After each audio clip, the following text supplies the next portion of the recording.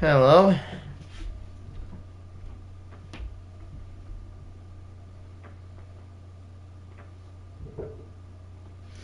I hope my ISP is finished with his maintenance.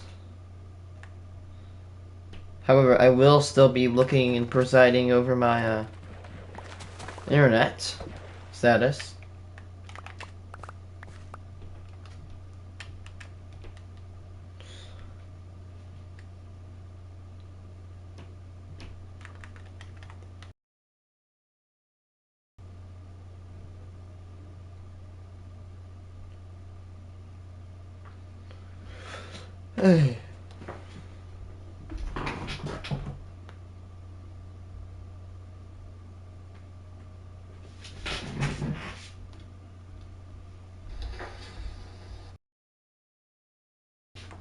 I hopefully sometime sooner or later today, I want to try to maybe sooner or later this day or this week. I want to do something very important. I am convinced I might have Klinefelter syndrome or something, whatever it's called. But I'm not gonna say, oh, I have it until I actually get a diagnosis for it. What am I talking about? I just started to stream off with something pretty juicy. I know. Klinefelter syndrome or XXY syndrome is a syndrome that is occurring in 1 in every 1,000 males. It is a condition that sees a male have an X chromosome and 2 Y chromosomes, as opposed to an X chromosome and just 1 Y chromosome. Having this syndrome can cause autism, which I have, ADHD, which I have, learning disabilities, which I also have, behavioral problems, which I had in school, aggression, which I kind of do because I rage. It can also have motor tics, speech disorders, which I've gone to speech before. I've had to have speech therapy before, and I think and I've calculated it, and the chance of me having all these symptoms at once is like at least 1 in 42 million. But still, I'm not going to say I have it unless I have an official diagnosis. So I'm going to get a karyotype. If you don't know what a karyotype is, a karyotype is a pretty cool thing. A karyotype basically is a picture of all your chromosomes. Now, you could do a blood test, urine test, or a cheek swab, which I'm probably going to go with the cheek swab if I ever get one. And I want to see if I have a X chromosome. It says that like things like fertility and intelligence are usually normal, and the age is pretty much normal, no difference. But it can lead to cognitive problems, which I'm like, you know what? This is kind of seeming like it's all adding up. What if I just try to at least get a diagnosis, which I hope I can do. I'm really, really, really interested in doing that. Chromosomes. I know. It just seems too good to be true, man. It's like, wow. If there were like 2 things, I'd be like, okay, but like that's like 6 or 7.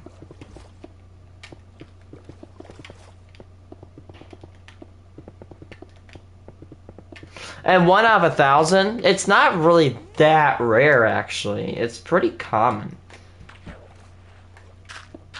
It's common for a condition.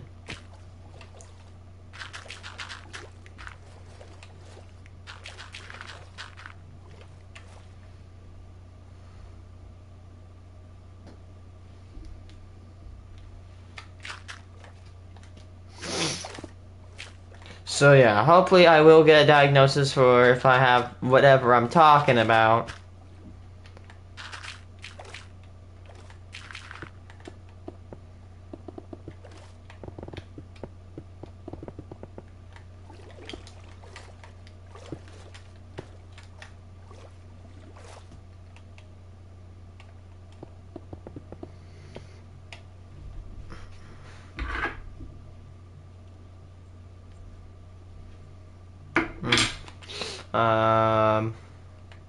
I'm going 2, 3.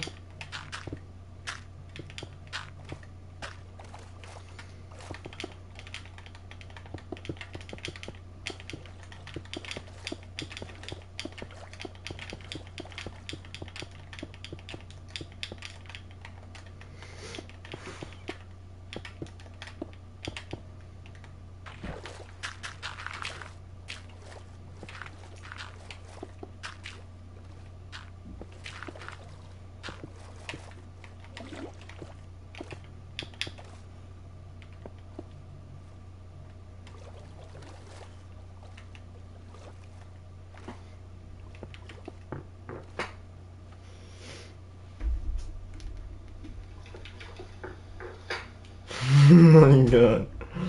Alright,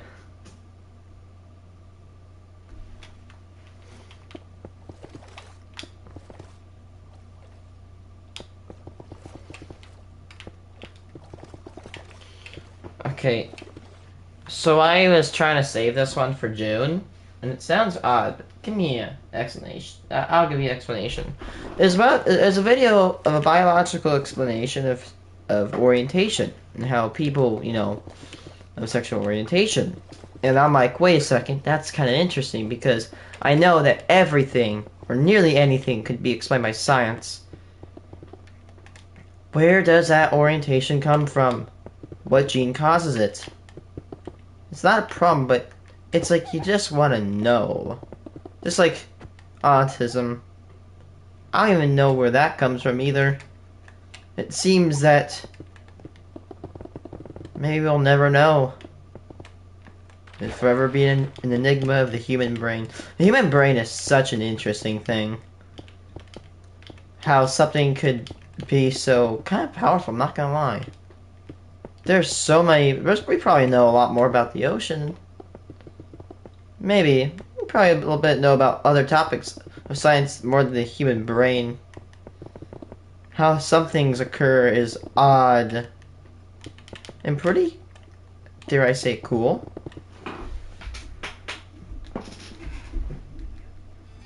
TikTok is poisoning society. Yeah, darn right it is.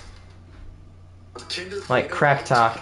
The crispy, creamy summer road trip treat. Life gets bueno. Welcome to Rainbow Science Class. I do know there is a thing where if where every time, if I'm not wrong, a mother has a male or a son, then there's a chance that increasing that the more children they have, like every time they have a kid, there's an increasing chance of them experiencing, of them being gay, basically. Which I'm not saying that's a bad thing. I don't have any hate. There's enough hate in the world. Why would I contribute more? It's a waste of energy. Why would I want to? And plus, you know what? I'm a peer person from, I'm on the autism spectrum, and people like me have experienced hate, and I know how much it's of people that are queer. I just can't be mean to them. Plus, there's no reason just to be a bully. Plus, I'd rather take the energy and focus it on problems like global warming, which I don't like it. Like in the media, they're like, "Oh my God, we have to silence them." Hey, buddy, how about you spend taxpayer money into problems? Let's see, microchip facilities. We could also do I don't know, global warming. Niceless. And plus, I like it when people say they're shoving queer representation down people's throats. When you know what I feel like is being shoved down my throat? Electric vehicles. Because oh my God, it's being shoved down my throat. Just turn off the TV, dude. That's all you gotta do. I know it sounds hard. No, okay, I'm sorry if you're crying. I know it sounds hard for you to turn off the TV because you have to sit there and indulge in Cheetos for every 5 hours. But yeah, I mean, yeah, sorry.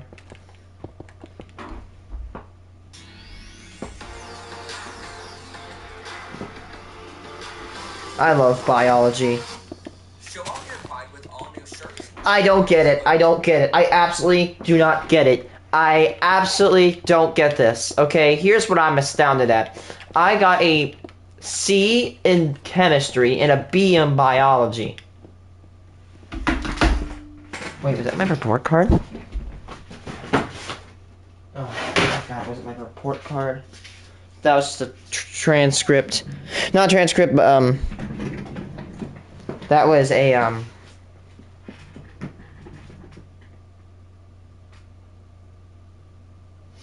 that was my receipt for for this.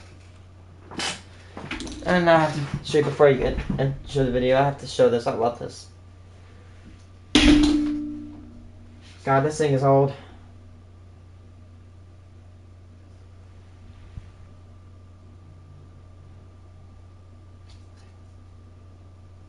You know what that is? Ladies and gentlemen, and everybody in between and on the outside. I introduce you to a large cent size of this penny compared to this quarter. I want to open it, but I don't have it. I don't have a containment. It's a payment? No. It's, woman quarter is a payment. In fact, I think the first queer person on a quarter or a coin is going to come up here in 2024. I didn't think that would be a thing, you know. Because people try to use the word woke to hide everything that they don't like. For example, this one guy on coin forums was like, "Oh my god, these quarters are woke! Look at these quarters, they have women on them!" I'm sorry. These quarters are so woke. Let me see it. Where's the quarter? This is a quarter. Hey, buddy, can you explain to me why, let's see, this 18... Let's go. Hey, loser, how about you, like they're saying, coins are going woke. Hey, buddy, can you explain why there's Lady Liberty on this 1852 large cent? I'm sorry. Look up, first of all, loser, how about you do some history? Sorry. Look up the quarter, the original quarter design. You ready for this? Ready for it? Ready? No, let's see, 1792 quarter. Sorry if I'm getting distracted.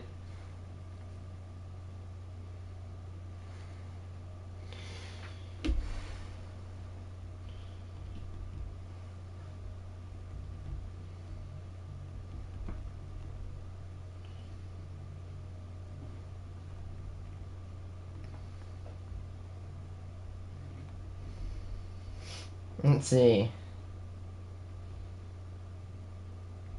What's it called?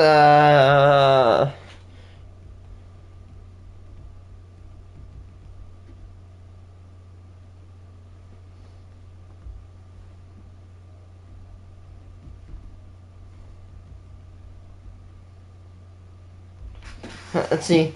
Oh, yeah. I'm sorry, buddy. I'm sorry, buddy. I don't think you've ever heard of a draped bus quarter. Yeah, I'm sorry. That sucks. Yeah, I guess quarters are going woke because they have women on them, even though the first quarter had women on them. How about... See, this is why I don't like people that, like, try to discriminate. They just don't know, and they fear what they don't understand. Some people that don't understand autism like to hate it. Some people that don't understand, you know, like, the queers, I guess, they fear them. The most ideal tool for controlling a person is fear. You can manipulate with fear. Fear is a ultimate tool, and it can be weaponized by superior persons, so to speak. And when this happens, consequences are found, and society begins to slowly break down. And let's get back to the video. And more. Available now on the PBR merchandise store, linked in the description down below. Welcome everyone to Powered Rainbows. I'm of course your host, Professor Pride. And on today's show, we're going over the science of being homosexual, bisexual, pansexual, and so on. But before we begin, don't forget to like, comment, and subscribe. Genes. Anyway, on to the show.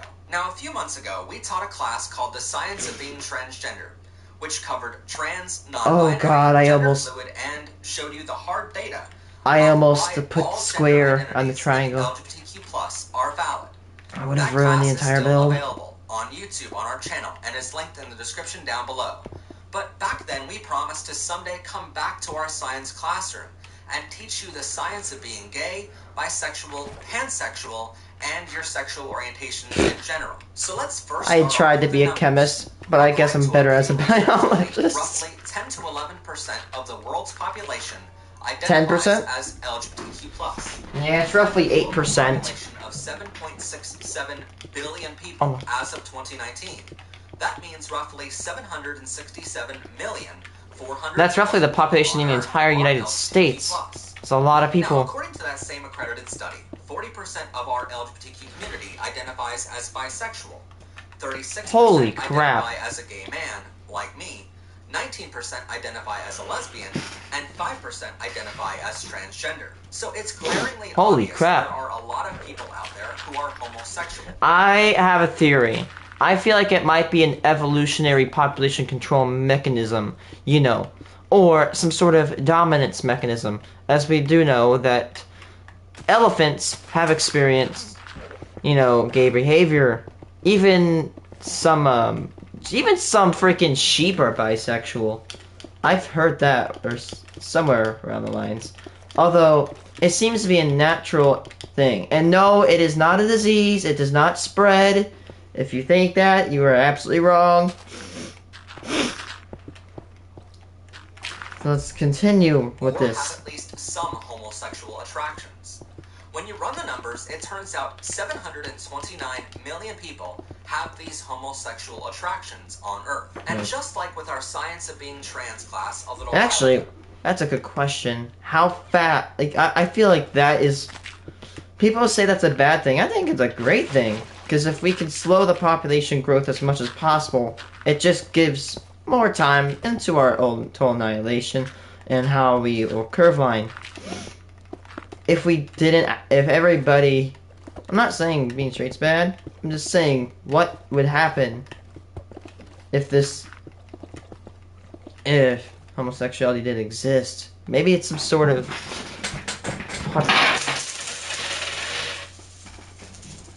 Ah, no. I just spilled my dollar. Oh my god, I almost. Oh man, I spilled all my dollars. Here, I'll show you what they look like. Sorry, I have ADHD. I can't focus that good. Here, look at them.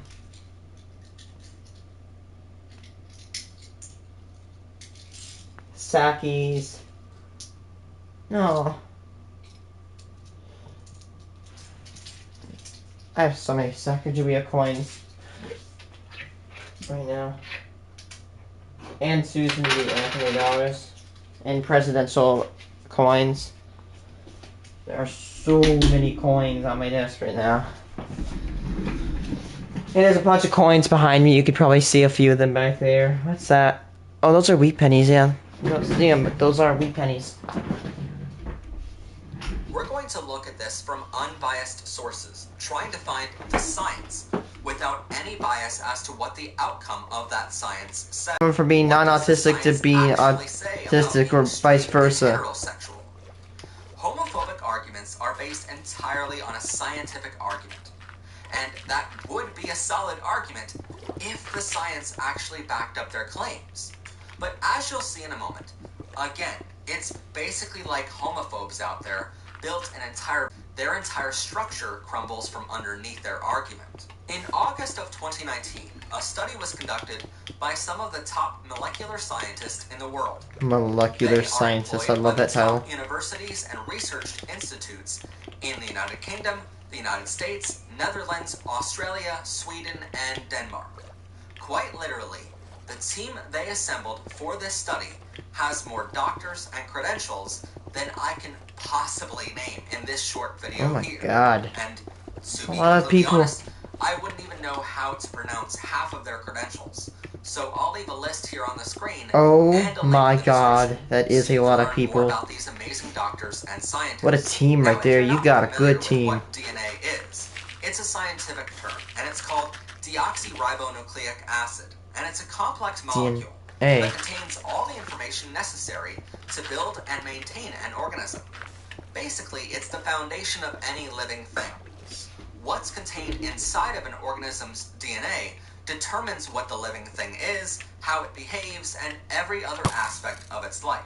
DNA is made up of nitrogenous bases, including adenine, thymine, guanine, and cytosine. Yay! ATGC, ATGC, ATGC, ATG, ATGC, ATGC, ATGC, Oh yeah, I forgot about that name, but I learned it in biology. Yes, ATGC, ATGC, ATGC, ATGC. Yes, sugar phosphate backbone. There's the phosphates, the sugars, and they all link together, and then the DNA pairs link to that in a double helical common DNA strand. Now, this can be found in chromosomes, where chromosomes are packed in sorted areas of DNA. DNA is used to also copy an organism, and if such DNA is damaged, poor outcomes could come, like mutations, conditions, or more. Forgive me, I mispronounced any of those, by the way. These are the bars which make DNA look like a spiral staircase. The staircase is surrounded by two sugar phosphate backbones. Yeah, he's got it right there. Other bases, or steps if you will, a structure to form on. And in layman's terms, what the living thing is, how it behaves, with the partnering of the organism's environment, of course, and every other aspect of who you are is determined by these nitrogenous bases, and how they are arranged on this spiral staircase. But going back to this molecular scientist study from a moment ago, and keep in mind, molecular scientist just is a fancy term for DNA scientist. They looked at over 477,000 people's DNA from around the world. That's almost 500,000 people. They had help from DNA testing companies 23andMe and UK Biobank to collect enough samples from around the world rather than just collecting samples from the local individuals in their home That's countries. Smart. Diversifying Basically, a sample. They wanted to know the real answer rather than just knowing how Finland's LGBTQ people are, for instance. Instead, they wanted to that know many how people are from around the world. In their study, they Dear asked participants God, that's to a lot of identify people to how many test. sexual partners they've had, I can't what even kinds of think sex about they've testing had, that many. what they found attractive in their partners, about their sexual identity and their sexual fantasies.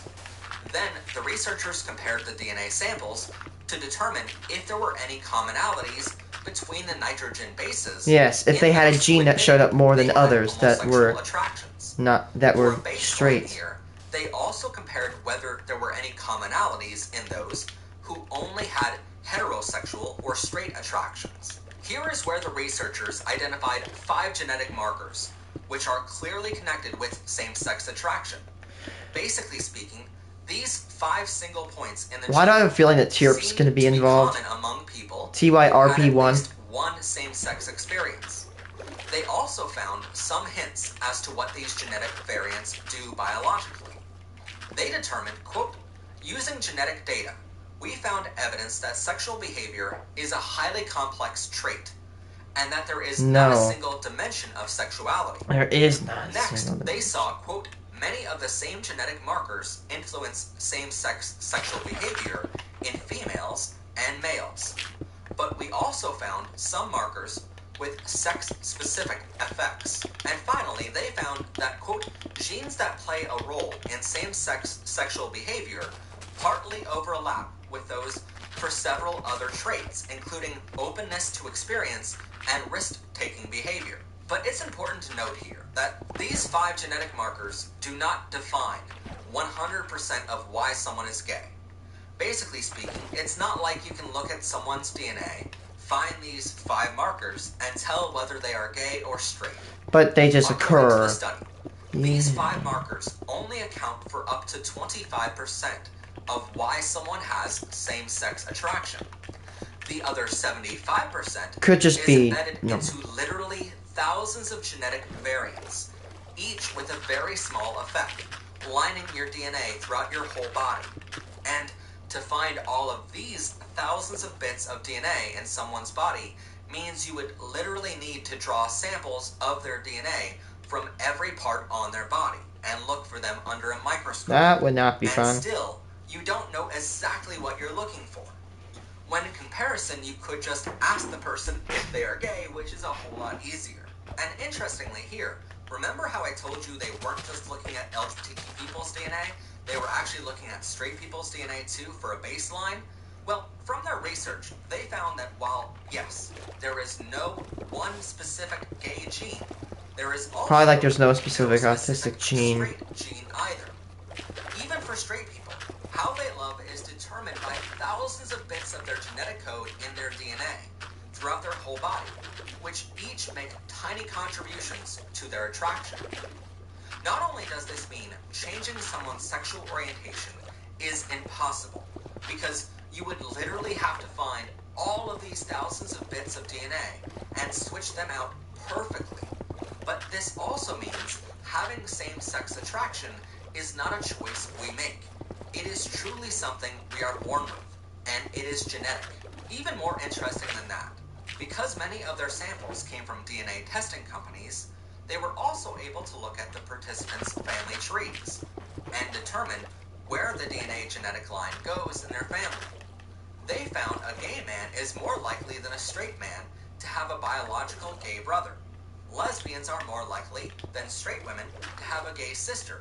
And 8 to 20 Yeah, I've heard that a lot of siblings can have at least exhibit one person in signs the of immediate queer past nature, generation of their family who like identify they're, as the same which means, sexual orientation or which gender kind of goes back as to what I said about, you know, the immediate thing past generation means where, your like, if the biological more mother and father's sons a generation, mother has, which the higher include chance either of that, your of parents a older biologically or younger or their son to siblings, not, in other words, or your to aunts and be uncles. So in the if LGBTQ same-sex attraction can community. at least be partially traced to I genetics, love are science. humans the only species on Earth to have same-sex attractions?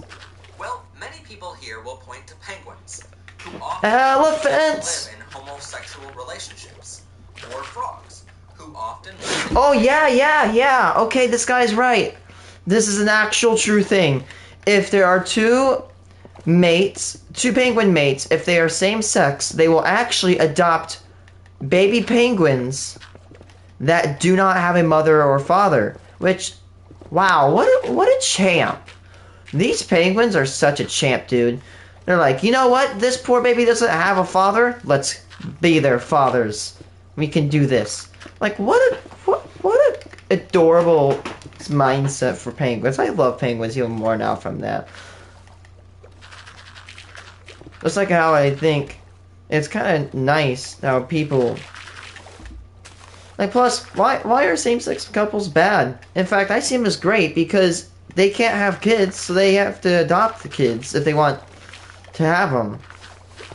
Which means that the kids in adoption centers get to have a chance of having parents. I think that's a great thing. I think it's a very great thing. or pansexual relationships. But they are far from the only animals on Earth to have same-sex relationships and desires. Everything from mammals, birds, fish, Elephants, reptiles, amphibians, insects, and other invertebrates all have shown to have same-sex relationships. And contrary to what Alex Jones might say that we're turning the frogs gay, it's not just recently. It's been going on since the beginning of time. As far back as the dinosaurs have showcased same-sex relationships and attractions. Even for humans, it's not uncommon to find someone in history that matches your sexual orientation. On this show, we've talked about Antinous, who was the Roman god of homosexuality, George Washington, who was bisexual, and if you're religious and believe Jesus was a real person, you likely know... Wait, nope, I'm wrong.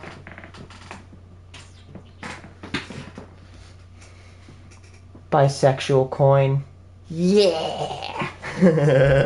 Let's go! The evidence showcases how he was homosexual, or... And pretty, dare I say, cool. Darn it, I accidentally clicked off. Here you go. which we will likely cover in a different episode. But no matter where you look in history, someone famous matches your sexual orientation. And if you look hard enough, you'll likely find someone in your family that does too. And for the record, we know that every credible study on the genetics of having same-sex attraction, from humans to other animals, needs further studying. This is far from the end of the research, but merely the beginning. Even the researchers of the main study we sourced for this episode concede that 50 years ago, when being gay was illegal in many of those countries, not many scientists wanted to work on finding evidence to prove how valid it is. But luckily, we live in a different time, and now the research can be done to figure that out. And so far, the evidence is crystal clear. Having same-sex attractions is not a choice we make. It's in our DNA, embedded into thousands of bits of our genetic code throughout our entire body. It can be traced back through our families, can be found in almost every animal species on Earth, and can be traced back all the way to the age of the dinosaurs. So, if a homophobe tries to nullify your sexual orientation, at least now you know the science of how valid your orientation is. Anyway, that's all for our episode today. If you like our weekly LGBTQ education show here and want to support our work, please consider becoming a member of our channel for exclusive behind-the-scenes content, bloopers, and more.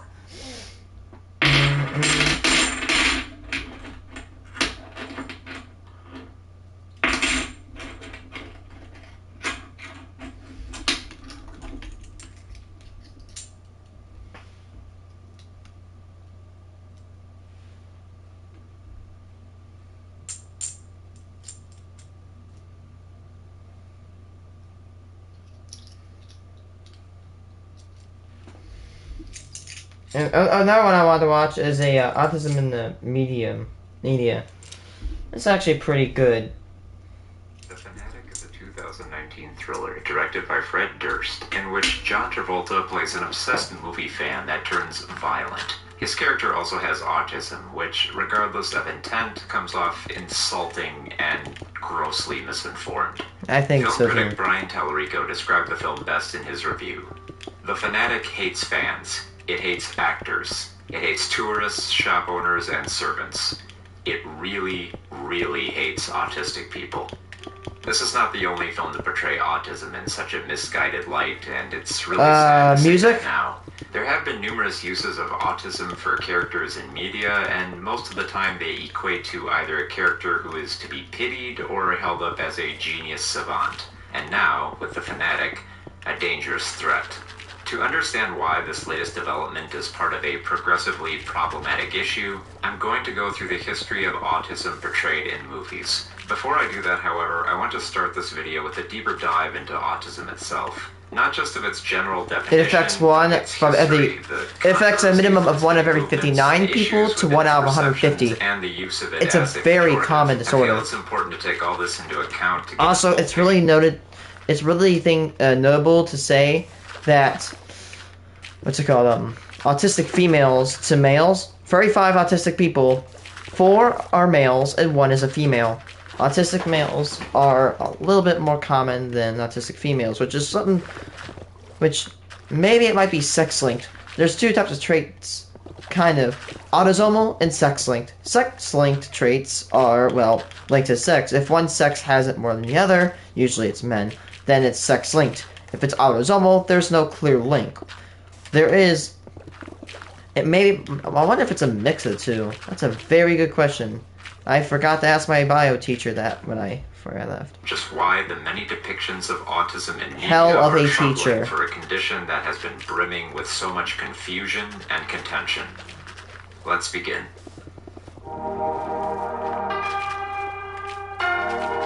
The basics.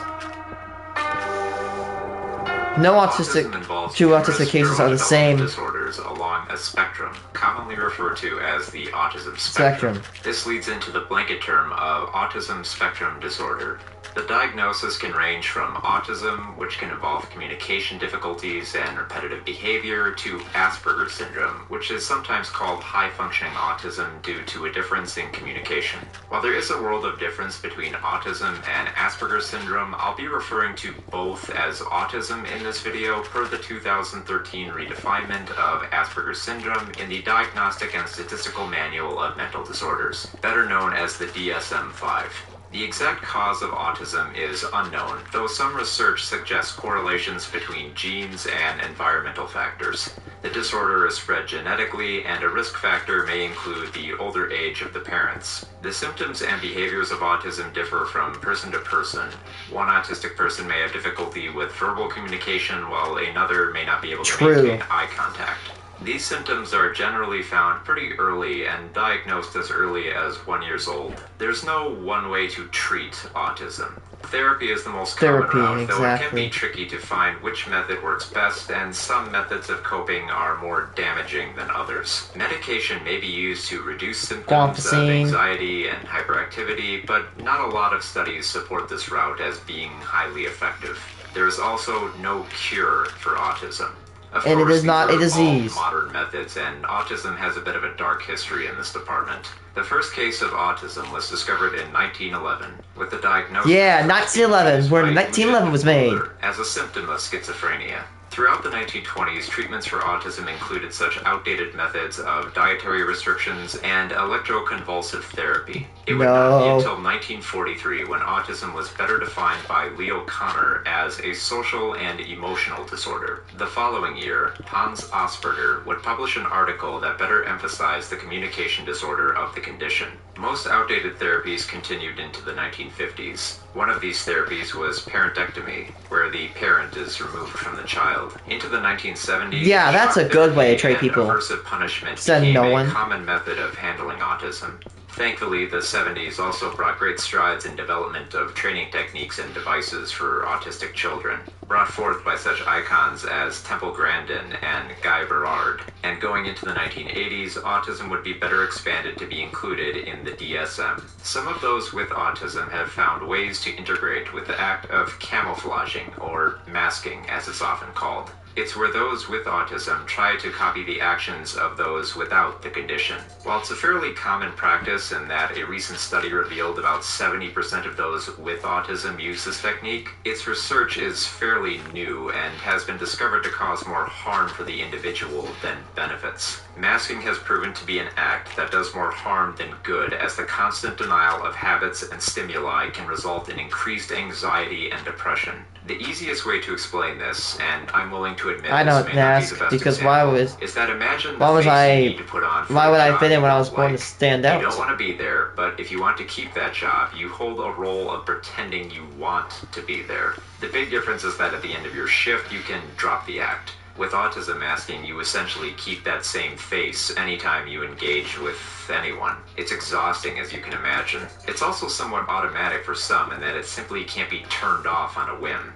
It's tricky, to say the least. Due to the continuous research on autism, there is much contention on this topic. Remember when I said autism doesn't have a cure? Well, there are a few people who would disagree with that statement. And when I say a few people, I mean an entire organization.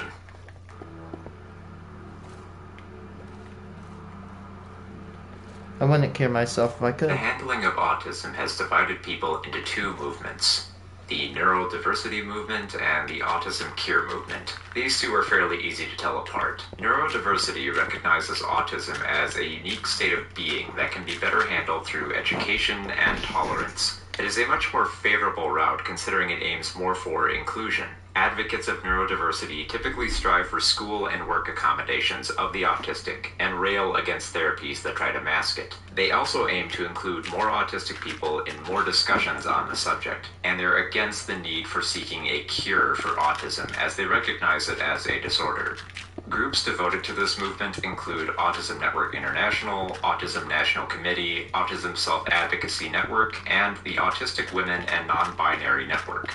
The autism cure movement is sometimes recognized as the pathology paradigm, where autism is viewed more biologically than psychologically. They recognize autism more as a disease that can be cured. There is more of an external perspective to viewing autism in this light, where the traits of the autistic are seen as unhealthy and detrimental to society. Advocates of this line of thinking generally believe that autism is an epidemic and that it can be resolved from the individual. It's not too surprising that there are a lot more advocates for the autism cure. After all, neurodiversity asks that those who are you know how I brush it off? They're just jealous they can't be as cool as me. Autistic people to better understand them and integrate them into society. No, I'm not fighting anybody who's not autistic. I'm just fighting the people that want to cure it. Shouldn't have to change. They're just jealous they can't be as cool as people like us. In any way necessary to fit the societal mold. Autism, in their eyes, must either be hidden with masking or therapy or cured with a Don't magic think they'll be pill. hitting This this. is not a healthy view because no cure exists and masking Joking, autistic YouTube, traits don't doesn't be make that them baby. magically go away for the individual. It's also not surprising that a lot of frustrated parents of autistic children respond to this cure movement well. Taking care of someone with autism is not easy. No, it does not get cured. Frustrated Actually, it with their kind of does get child cured with may bleach gravitate by towards removing some your life other source drug from the or frickin' therapy planet. that would make it all just go away. Since medications merely curb some symptoms in some cases of autism, a lot of these autism cure folks have gravitated towards the flimsy logic of alternative medicine and therapies. Perhaps the most damning of these therapies is the complete elimination of autistic spectrum expression, or CEASE therapy for short.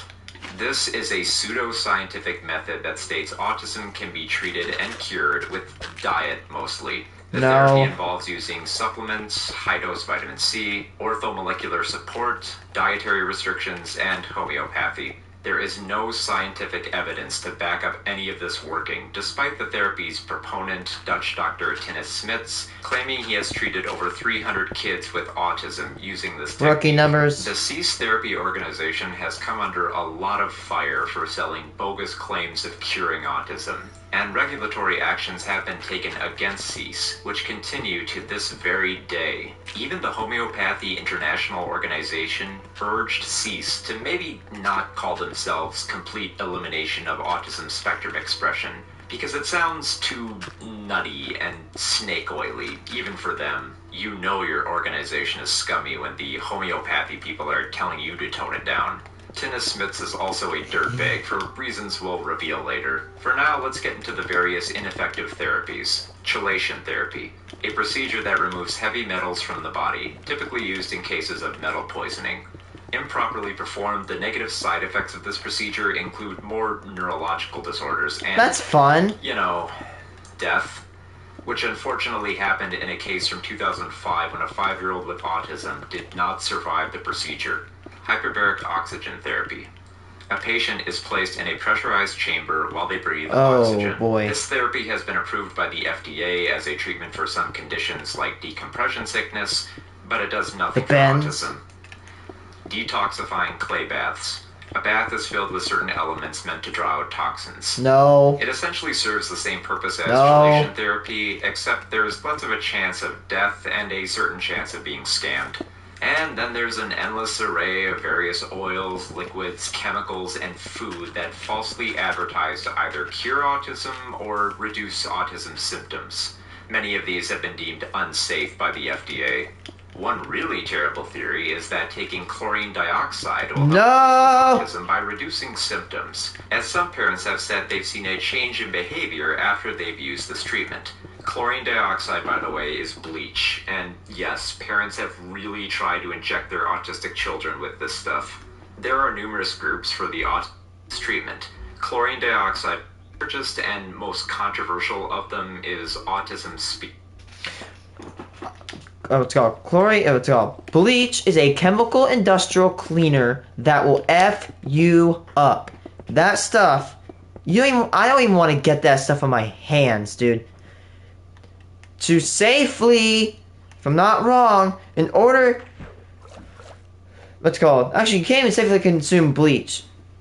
Except for, take my grain of salt, do not do this, do not repeat this, please don't. But bleach can be used to purify water at up to like 1 to 7 drops per gallon, which is slim. Anything more is toxic. Search it up for yourself. I'm not going to encourage that.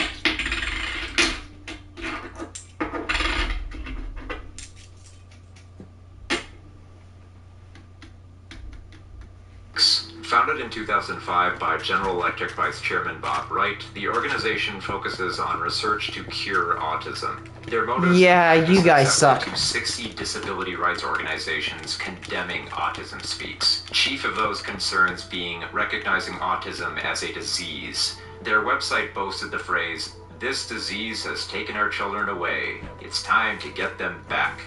They have also become large I will enough to take merge the with such arrow organizations all as the way. the National Alliance for Autism Research, the Autism Coalition for Research and Education, and, yes, this last one is real, Cure Autism Now. In 2009, Autism Speaks Stupid debuted the heads. short film I Am Autism and drew massive ire from the community for portraying the autistic as others to be feared and pitied. The film features images of autistic children and a very evil voiceover that states, quote, I am autism. I Oh, work I've seen faster than pediatric AIDS, cancer, and I've seen diabetes that. That is combined. absolutely You awful. have no cure for me. I will plot to rob you of your children and dreams. The truth is, I am still winning, and you are scared. The only thing more gross than that kind of provocative language is that the video was co-created by Alfonso Cuarón. Yeah, that Alfonso Cuarón, the director of Harry Potter, The Prisoner of Azkaban, Gravity, and Roma.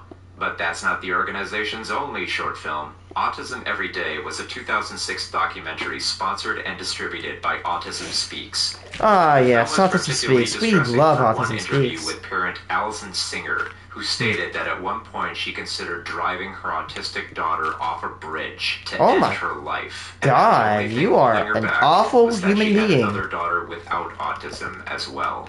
Even worse, Allison's autistic child was in the same room while she said this. Wow.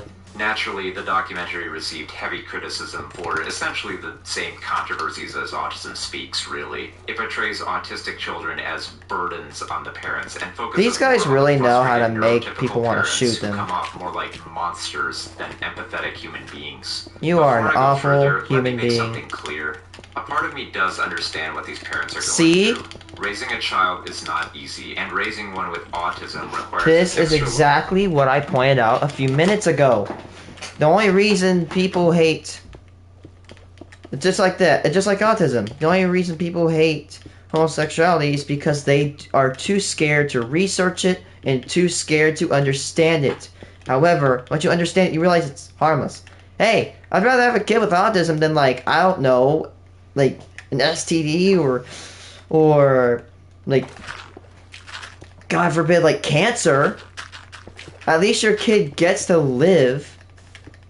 I know someone, I'm not gonna say, that their kid died at, like, only a few days old. At least your kid gets to live, while others are not so lucky. So how about you be a little more grateful? The people that hate autistic kids, or their own autistic kids, grow up. You actually have a kid that's lived past birth. You should be excited. You're just scared. of care that is especially draining. But the tactics of trying to address this subject with films like Autism Every Day does more harm than good. No more than 4 days after the debut of this film, Illinois mother Karen McCarran murdered her autistic daughter. That's Very Illinois much for you. Allison had contemplated. Documentaries like this one do not help, only focusing on the darker side of raising a child with autism and being little more than a gross work of provocation, better designed for gaining ratings on a shameless daytime talk show than educating healthy views on the matter. But perhaps the most damaging thing Autism Speaks has done was, Electrotherapy. for a time, contribute to the research that vaccines may cause autism. A controversy No, that it still does- has its crackpot. Autism, you either have it or you don't. If you don't have it, you cannot get it. If you have it, you cannot get rid of it. I have the influenza vaccine, the HPV vaccine. I don't have the COVID vaccine. The reason now I'm not an anti-vaxxer. The only reason is that I was born with a heart defect and I don't know what the COVID vaccine could do to me. If it was safe, if I knew it's probably like 98% safe, but I always want to be sure. However, in my opinion, I'm fairly safe from COVID. I've had it about 3 times. First one, it whooped me, and the second time I whooped it. COVID, I have developed an antibody to COVID. My body now realizes that, now recognizes COVID as an as a not really good thing. Devotees to this very day. And since this is still a problem, yeah, we might as well dig into this dumpster fire of garbage science. The greater misconception.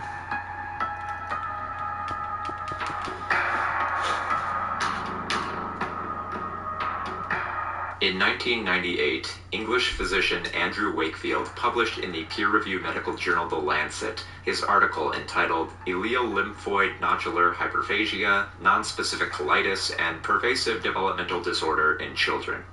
Just rolls off the tongue, doesn't it?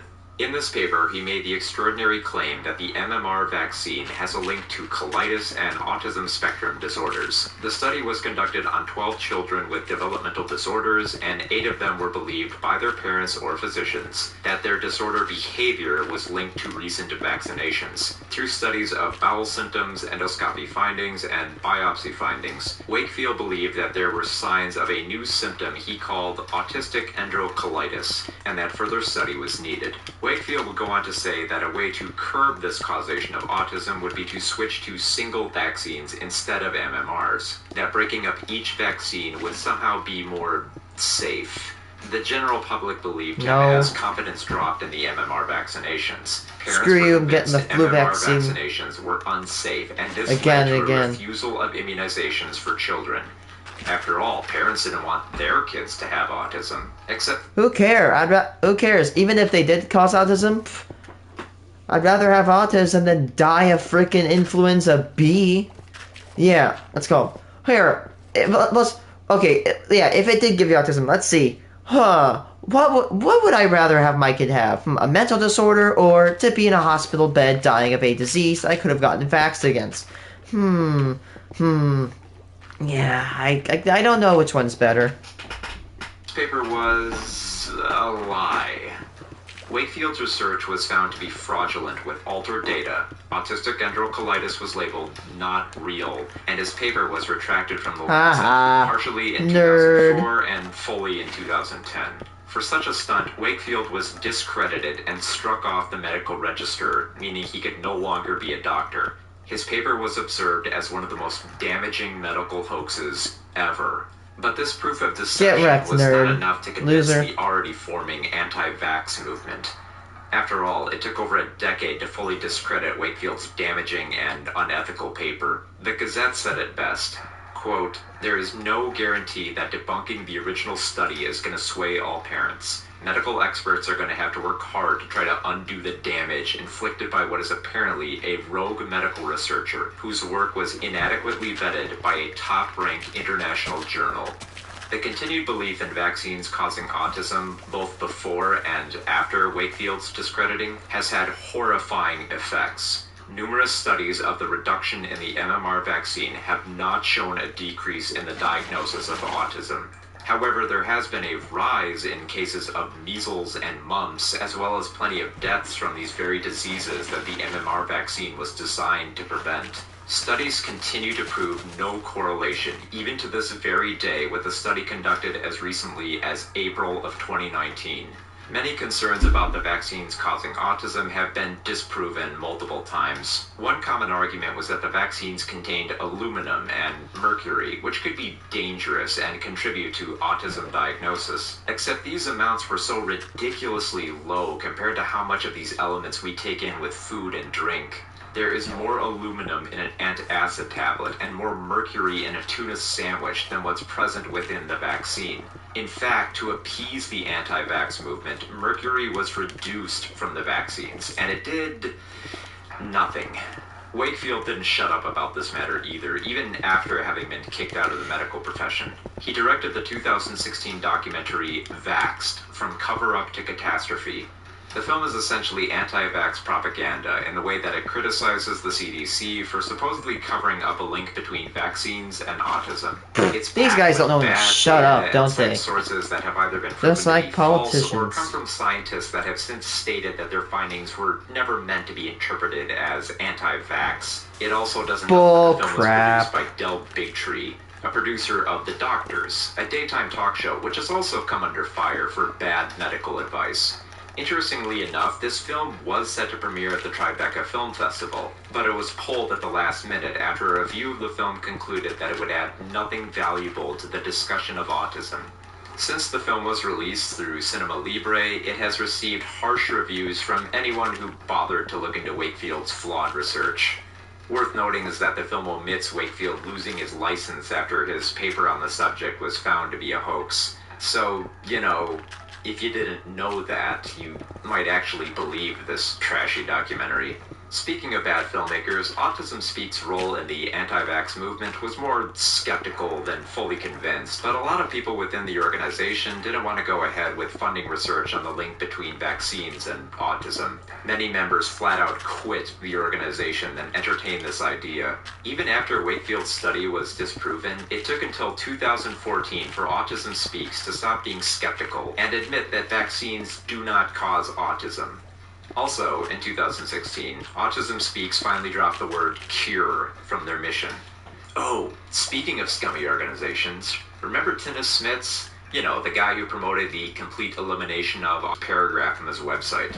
Dr. Smits discovered in his practice with over 300 cases the foundation of cease therapy and came to his hypothesis of what causes autism. In his experience, autism is an accumulation of different causes, and about 70% is due to vaccines, 25% to toxic medication and other toxic substances, and 5% to substances. With isotherapy, a form of homeopathy using causative substances themselves in homeopathic preparation, the toxic imprints can be erased.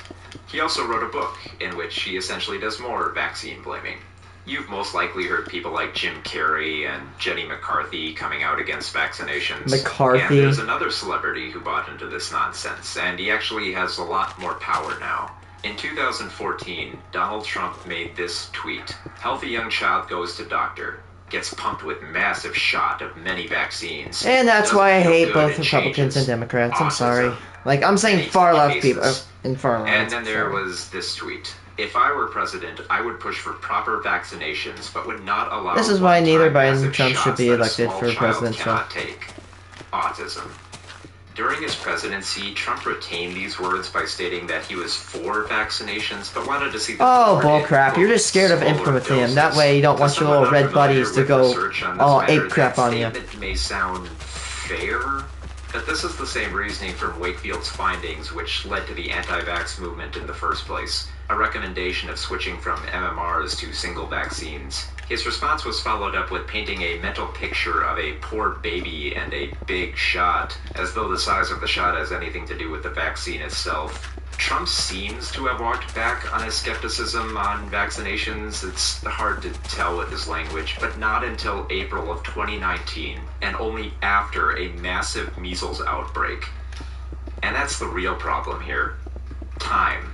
It's taking way too long for people to stop buying this nonsense argument. This type of bad science is only slowly being buried. It wasn't until the damaging and deadly outbreaks that many stopped buying the anti-vax lies. While some are starting to come around now, there are still too many anti-vax advocates that continue to believe and practice shirking vaccines. But think about how horrific this sounds. Parents were willing to forego vaccinations that prevented deadly illnesses just so their children would not contract autism, which they would not. They'd be willing to let their children suffer and die than have autism. That is deeply disturbing and only made worse by the fact that these dangerous and harmful skeptics still exist. In short, vaccinations do not cause autism, and there's no credible research to suggest that it does. It is not incredible. Anyone who tells you any different is either citing disproven studies, junk science articles, or parroting false statements. If you've been around the internet for quite some time, you've most likely seen autism used as a pejorative. It's become a common insult, and although it appears that the label is being phased out, it still has a deeply troubling history for such notoriety. In 2006, Sophie Coles of Times Online wrote the following in her article, "Snigger for the Chattering Classes." In the past few months, it has become fashionable among smart metropolitans to use the term autistic as a catch-all to denigrate any but the most socially adept men. And it's always accompanied by a snigger. It's in the media, it's at dinner parties, now it's at a party conference. Somehow it's acceptable and clever, though some smart metropolitans would never refer to someone physically maladroit as spastic. My son cannot help who he is, what he was born with. The most I can do is make him feel good about himself. But how can that ever be possible if, when the time has come, he's already heard the term autism used by people who should know better as a cruel joke? It is fodder for the playground bully, and it will eat away at the self-esteem of any autistic child or teenager able enough to understand that it is an insult. There is a problem with people using autism as shorthand where, even in the most well-meaning of discussions, contorts the symptoms of autism to be applied as negative labels, both directly and indirectly. And it's not just for jokes either.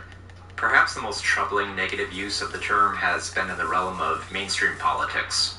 Believe it or not, the pejorative of autism has actually been used to describe a real political movement known as post-autistic economics, described as being against neoclassical economics and for pluralism. The reasoning for this word usage, as stated by these economists, is that neoclassical economics has the characteristics of an autistic child. Thankfully, their newsletter has renamed from the Post-Autistic Economics Review to Real World Economics Review. In 2004, Niall Ferguson published in The Telegraph an op-ed piece entitled, "America Has Asperger's." The article is not about mental health, though. It's about foreign policy, and it contains this passage. A Bush re-election will look to the rest of the world like evidence that Asperger's is no longer a treatable condition in America, but has become the national norm. And then there are flat-out character assassination insults. In 2006, George Osborne once referred to Prime Minister Gordon Brown as faintly autistic. In 2009, France's Minister for Europe, Pierre Lellouche, described the Tory party's policy on Europe as autistic. These examples all contribute to the deep misguidance and misunderstanding of autism, painting the label more as an insult than a diagnosis. Autism essentially became the slur equal of retarded 2.0.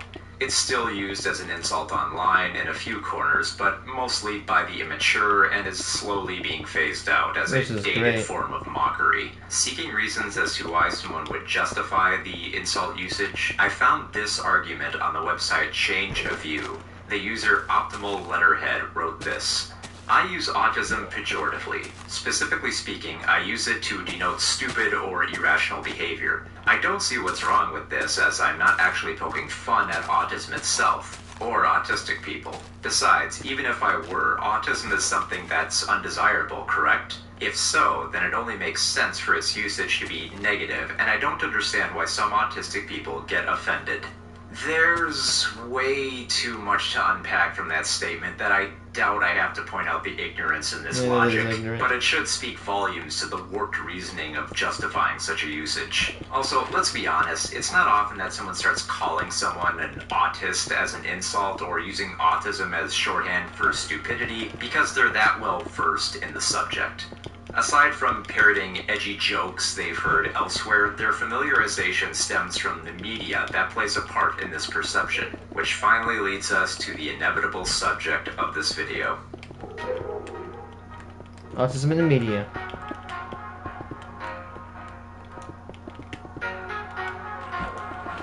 I'm guessing most of you clicked on this video expecting me to talk about autism in movies, and maybe wondering why I'm just now getting to it in this part of the video. I wrote the previous sections because I feel it's important to point out how chaotic, divided, and confused the consensus is on autism, to better illustrate why film portrayals are deeply important and sometimes troubling. It's not just that they get certain information wrong, but that they add misconceptions to a topic already overflowing with misconceptions. The sad fact is that most neurotypical individuals' experience with autism does not begin with the education at the start of this video.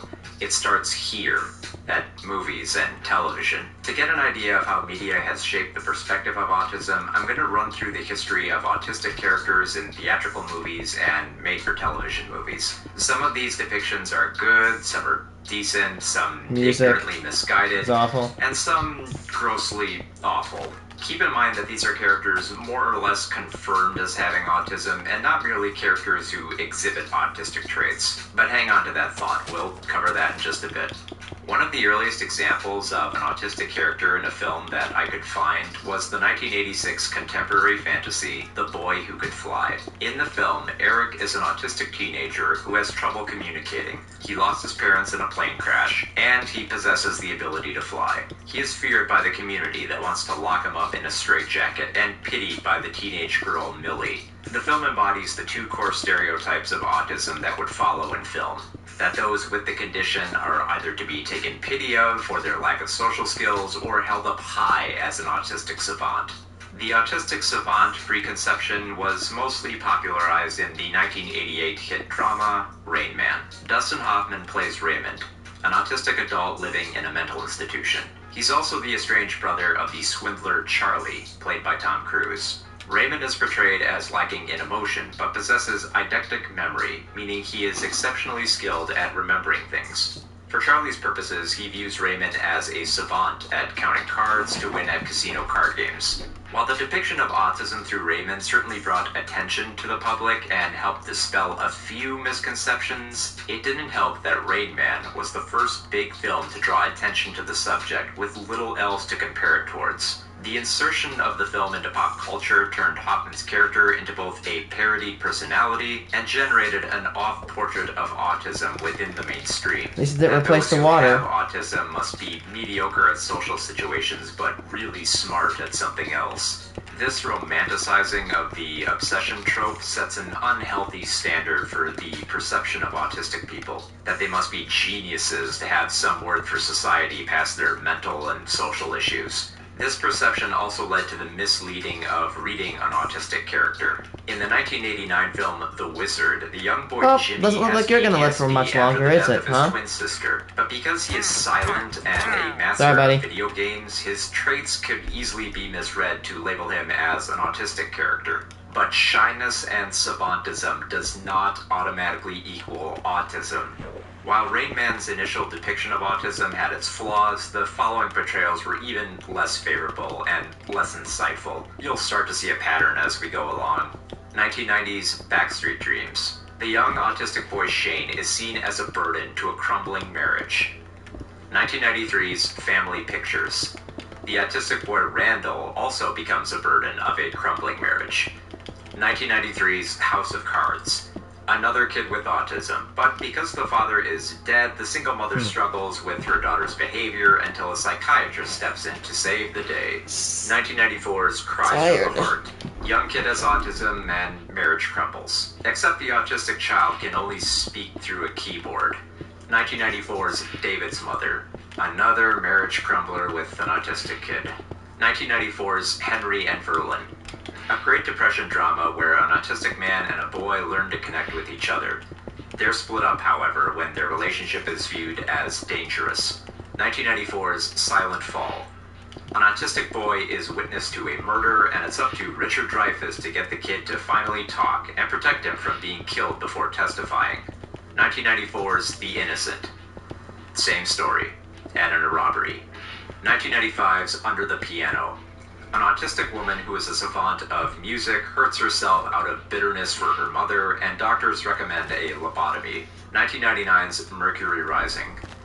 9-year-old autistic savant Simon Lynch is targeted by government assassins for solving a top-secret code, and only Bruce Willis can save him. This film also keeps the autistic kid genre going. In the original novel of Simple Simon, Simon was actually a teenager and not a child. 1999's Molly. A dramedy of a 28-year-old autistic woman, Molly, being taken in by her brother, Buck, a bachelor and advertising executive. Even though Molly is an adult, she is posed as a burden the way she chases off nurses and bursts into Buck's business meetings naked. Frustrated, Buck decides to submit Molly for an experimental brain surgery that will cure her autism. The experiment initially works, and she starts speaking better and interacting with more people. Buck can do all the stuff he feels that he can never do with Molly, like take her to the theater or baseball games. Even though the film leads to Molly regressing and Buck still accepting her with autism, the film is deeply uncomfortable with its journey towards acceptance of autism posed through fantastical cliches. There's a scene after Molly is cured where she's at a ball game and someone shouts towards her, "What are you, some kind of retard?" To which she responds, "No, I'm an regular retard. Oh boy. Yeah.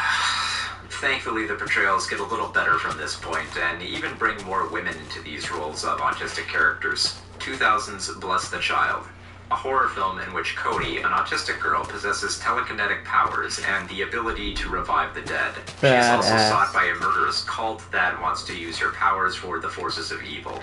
2002. Why does that sound like a good plot? Maybe I'm a little bit dumb for seeing that scuba, but that's badass. Joseph's commands. I love telekinesis. 2003's The Stringless Violin. 8-year-old autistic child Diwa comes out of her shell and learns to communicate thanks to music therapy from Ranjani, a former ballerina and rape victim. 2004's Killer Diller. Vernon, an autistic piano player, connects with a car thief at a halfway house. 2004's Miracle Run. Brothers Stephen and Philip are diagnosed with autism and raised by their single mother, Corinne, whose relationships suffer because of her boys. Philip has echolalia, involving repetition, while Stephen is nonverbal. They face pressures of public school, but eventually become more socially acceptable. Stephen becomes a track runner, while Philip develops a talent for music that lands him in a music school. Their mother forms a foundation for autism research. 2005's Marathon. The autistic Cho Wan grows out of most of his autistic traits and shifts from interests in zebras to taking up the sport of running. This may make the film seem similar to Miracle Run, but there's a bigger distinction with Cho Wan's mother, Kyung Suk, questioning how to proceed with her son's interest in sports. 2005's Raim. Raim is a teenager with autism accused of murdering his mother, and it's up to someone else to prove his innocence. However, Raim ultimately discovers the man who murdered his mother and gets his revenge on his own. 2005's Mozart and the Whale. Josh Hartnett and Rhoda Mitchell are both members of an autistic self-help group and form a romantic bond. The similarities to Rain Man are no coincidence for being written by the same screenwriter, Roland Bass, and for once more perpetuating the savant romanticizing as well as exaggerating autistic traits. Still, this film was hailed by some in the autistic community as a positive step forward, considering there weren't really any romantic autism pictures out there. 2006's Breaking and Entering. 13-year-old B is an autistic daughter that makes her single mother's relationships crumble. Yep, we're back to that kind of film again. Except this is not so much a drama as it is a crime picture, so the whole autism ruining a relationship trope is more of a prop here. 2006's Snowcake. Sigourney Weaver plays Linda, a mother with autism dealing with the death of her daughter. She is a neat freak when it comes to cleaning her house, and she is very particular about her garbage. Alex, played by Alan Rickman, helps her cope for a few days, but also gets himself into trouble. Though melodramatic and a little hard to swallow at times, the film is notable for Weaver putting a lot of research into playing someone with autism, studying alongside noted autism author and speaker Ross Blackburn. 2007's Ben X. Ben is a teenager with autism that has retreated into an online role-playing game. He is tormented and bullied at school. Ben, with the help of his parents, fakes his death to stage a fake funeral and then expose that he's alive at the funeral. This film is weird. It's a mix of relatable autism traits, horrendously cruel bullying, and a really bizarre twist for a happy ending, I guess. 2007's Imagination. Two girls, one with autism and the other blind, endure a tragedy but escape into their imaginations for comfort. They connect so well that they apparently have a mental connection and prophetic visions. More of a wondrous film, considering how lost it becomes in establishing the girls as prodigies that may or may not have transcended this plane of reality. 2008's The Black Balloon. Charlie is the main character's brother with autism and I could cannot just care have for like himself. rapid He auto dresses clip. up like a monkey, is addicted to his Commodore 64, can only communicate with sign language, rubs poop into the carpet, and masturbates at the dinner table. Despite the film being sincere as the family tries to learn and cope with Charlie's traits, it still portrays the character as someone to be pitied. Charlie was normal. Sincere, yes, but still troubling. 2008's Dustbin Baby. A made-for-TV movie where, for the role of Poppy, BBC searched for someone with autism, and Lizzie Clark was chosen for the role. She was the first actress ever with autism to portray a character with autism. This was progress, even if it was just a small role in a melodramatic TV movie. 2008's Dark Floors, a horror film where only a young girl with autism can stop the evil interdimensional monsters within a hospital. Okay. 2008's Chocolate, a Thai martial arts movie where Zen, born from a Thai woman and Japanese gangster, has autism and becomes a martial arts practitioner. She's nonverbal and kicks ass to pay for the debts of her mother. 2009's Susie. The middle-aged and depressed taxi driver Susie takes pity on the 10-year-old autistic child Charles when his parents don't want him anymore. 2009's Mary and Max, a claymation slice-of-life dramedy where the lonely Australian girl, Mary Dinkle, connects with the American Jewish autistic adult Jerry Horowitz as pen pals. Artistic and quirky, the film touches on a number of different themes of addiction and loneliness, but also has a rather heartfelt explanation of Asperger's syndrome. It's especially poignant that Max wraps up his divulgence of his condition by stating that his doctor says there will one day be a cure for Asperger's syndrome, to which Max responds that he doesn't want a cure because it would mean changing his very being. This film is both brilliant and adorable. 2009's Adam. The lonely Adam Rocky with Asperger's syndrome is trying to recover after the death of his father and connects with his neighbor Beth. They fall in love, but Beth's parents are apprehensive about them forming a bond. This is a rather unique picture in that it doesn't try to infantilize autism by showcasing a more believable portrayal in adults, while at the same time being a somewhat whimsical romantic drama. 2009's Triangle. A single mother plans to take her autistic son Tommy on a boat ride, but he is left behind. At the end of the film, the mother's evil clone tortures Tommy for his autism. He later dies in a car crash. Aww. 2009's Dancing Trees. Martha is an 18-year-old girl with autism who is portrayed as a mathematical genius. She must use her gift to solve the crime of the death of her mother. A very troubling portrayal, as it once more pitches the autistic character as both a savant and unable to take care of themselves. 2010's Ocean Heaven. Jet Li plays a terminally ill father that tries to teach his autistic 21-year-old son everything he needs to survive after he passes away. Li made the film out of personal appeal for having a nephew that was diagnosed with autism, and as such accepted no pay for this role. The autistic son is portrayed as someone who can't take care of himself, but the film does succeed in trying to portray the struggle of adults trying to raise children with autism as a noble challenge. 2010's My Name is Khan. An Indian Muslim man who suffers from Asperger's syndrome is arrested mistakenly as a suspected terrorist in post-9/11 Los Angeles. It's a little bit troubling, to say the least. 2010's Quantum Apocalypse.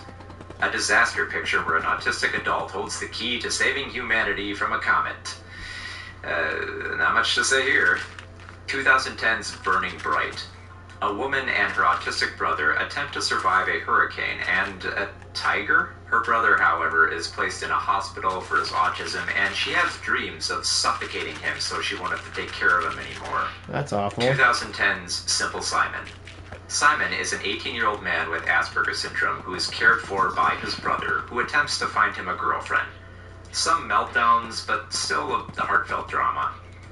2011's Fly Away. A single mother is worried about the future of her daughter with, quote, severe autism. While this could have been just another marriage crumbler of depicting autism, the film does narrowly avoid the melodrama of past films in the subgenre. 2011's Exodus Falls. A road trip set in 1970s Texas where two siblings travel cross-country to find their autistic brother that was sent away for being a burden on their mother. 2011's Mabul. A bar mitzvah is saved when the autistic older brother returns to the family home and challenges the family to reconcile and put an end to their dysfunctional ways.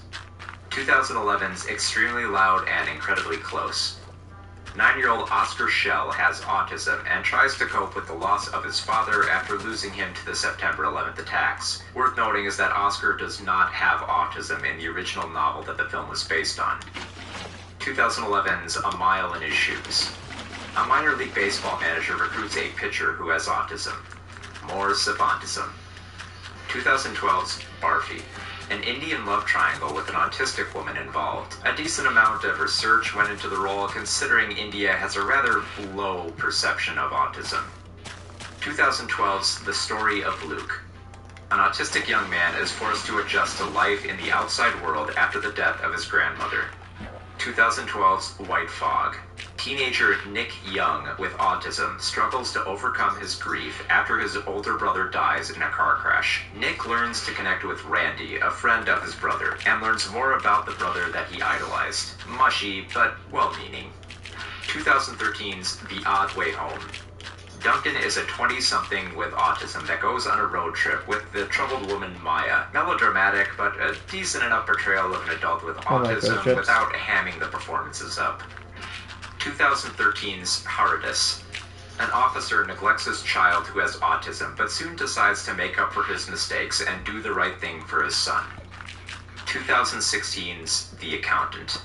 A Jason Bourne-style thriller where Ben Affleck plays Christian Wolf, accountant by day and hired assassin by night. Christian has autism, and the film begins with the diagnosis at Harvard Neuroscience. One shot focuses on a chart that displays different emotions for those with autism to better express their feelings. The chart's simplistic faces embarrassingly become Christian's icon, as though it were like the bat signal or something. He hangs the chart in his hideout, paints the emotional faces on his targets for practice, and uses the faces as avatars for his smartphone contacts. That being said, Christian does exhibit some autistic traits of sensory issues, anxiety, and emotional distancing that are not too exaggerated, and some of this is communicated fairly well in the film. It's rather remarkable how this film, with a plot that just flies off the rails in its laughably bad third act, somehow doesn't stumble as hard with its depiction of autism. 2017's Power Rangers. Billy Cranston, or the Blue Ranger, is a teenager with autism, but it doesn't seem to hinder his role within the secret teen superhero group of the Power Rangers. His autistic traits are not exaggerated, and has a relatable nature to be an outsider within a group of outsiders. This is a rare case of a character with autism being held up as a hero, not merely because of his savantness. 2018's Please Stand By. Dakota Fanning plays Wendy, a woman with autism living in a group home that desperately wants to see her Star Trek fan script produced at Paramount. Slightly exaggerated with some family melodrama, but at least enduring in that Wendy's desire to prove herself and conquer her shortcomings comes more from her self-determination than the pity of others. 2018's The Predator. Okay, this film's use of a child with autism is about as insane and wacky as everything else in this movie. Jacob Tremblay plays Rory McKenna, the son of the hero, and has autism, which I guess is supposed to explain how he's able to dissect alien technology so easily. Not only that, but his autism makes him a target of the predator aliens who view him as, and yes, I swear this next part is true, the next stage in human evolution and a worthy being to hybridize for their race. This is easily the most over-the-top twist of the autism child in danger trope, and I'm really torn on either despising the savantness stereotype or just laughing at its absurdly goofy observations on autism. And finally, 2019's The Fanatic. John Travolta plays Moose, a movie fan with autism and a bad haircut. He stalks an actor he idolizes and drives himself crazy in fits of anxiety and rage. He kills a maid and then proceeds to torture the actor he's been stalking, who is a jerk as well. It is a very sloppy script of hateable characters, and an even more hateable depiction of autism as mental illness peppering for an aimless thriller. Some may look at the odd displays of autism in The Fanatic and merely scoff at the criticism of this being offensive. One reaction might be, it's only a movie, nobody really thinks that way about autism. But nothing is just a movie. Films don't exist within vacuums, and I'm sorry, but for as much as we like to deny their influence, they do indeed sculpt culture. Denying a film being representative of a condition may come from a correlation of denying the fantastical. Superman could fly in Superman the movie, but nobody really believes a man can fly. despite the movie's tagline. This is because we have enough frame of reference with human beings to know that we physically do not possess such powers. But if someone doesn't have a frame of reference for autism and their only exposure to it is through movies, a first impression might be fear from The Fanatic or pity for a tortured genius from Rain Man. And there is already enough misconceptions and social issues with autism that simplistic and confused depictions do not help.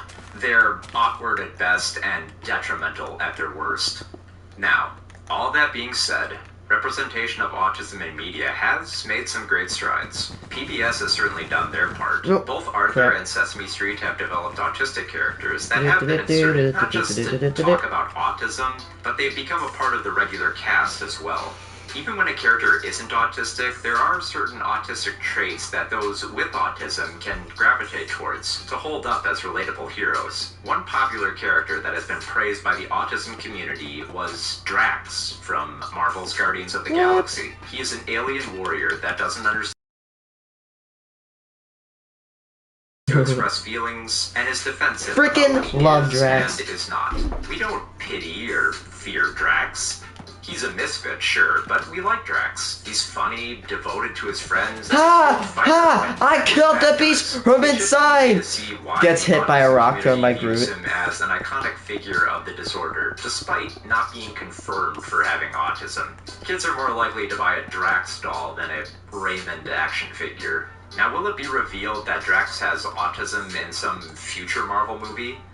Well, maybe, and it would be nice to have that representation, but it's not wholly necessary. In some cases with media, pointing out the diagnosis creates a certain expectation within the audience. Those not familiar with autism may use this character as a baseline understanding, and those familiar with autism may criticize the depiction negatively for being little more. It's understandable why Sheldon from The Big Bang Theory was never confirmed either having or not having autism.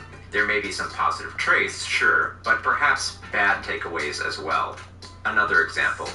I recently saw the sci-fi epic Ad Astra, and even though Brad Pitt's character of a conflicted astronaut isn't outright stated as being autistic, he does display a few relatable traits. He is unemotional when working on the job, he's distant from his wife, fearing both talking to her and being touched by her. He undergoes regular psychiatric evaluations to keep his unemotional state a constant, shutting out his more tragic past. His autism never needs to be diagnosed. That's not important. What's important is that I felt it resonate well enough through the performance itself. Others may not see the autism angle in this film, and that's fair. This is more of my personal perspective, considering how well the film illustrates feelings that are somewhat indescribable at times, and they're read exceptionally well through this picture.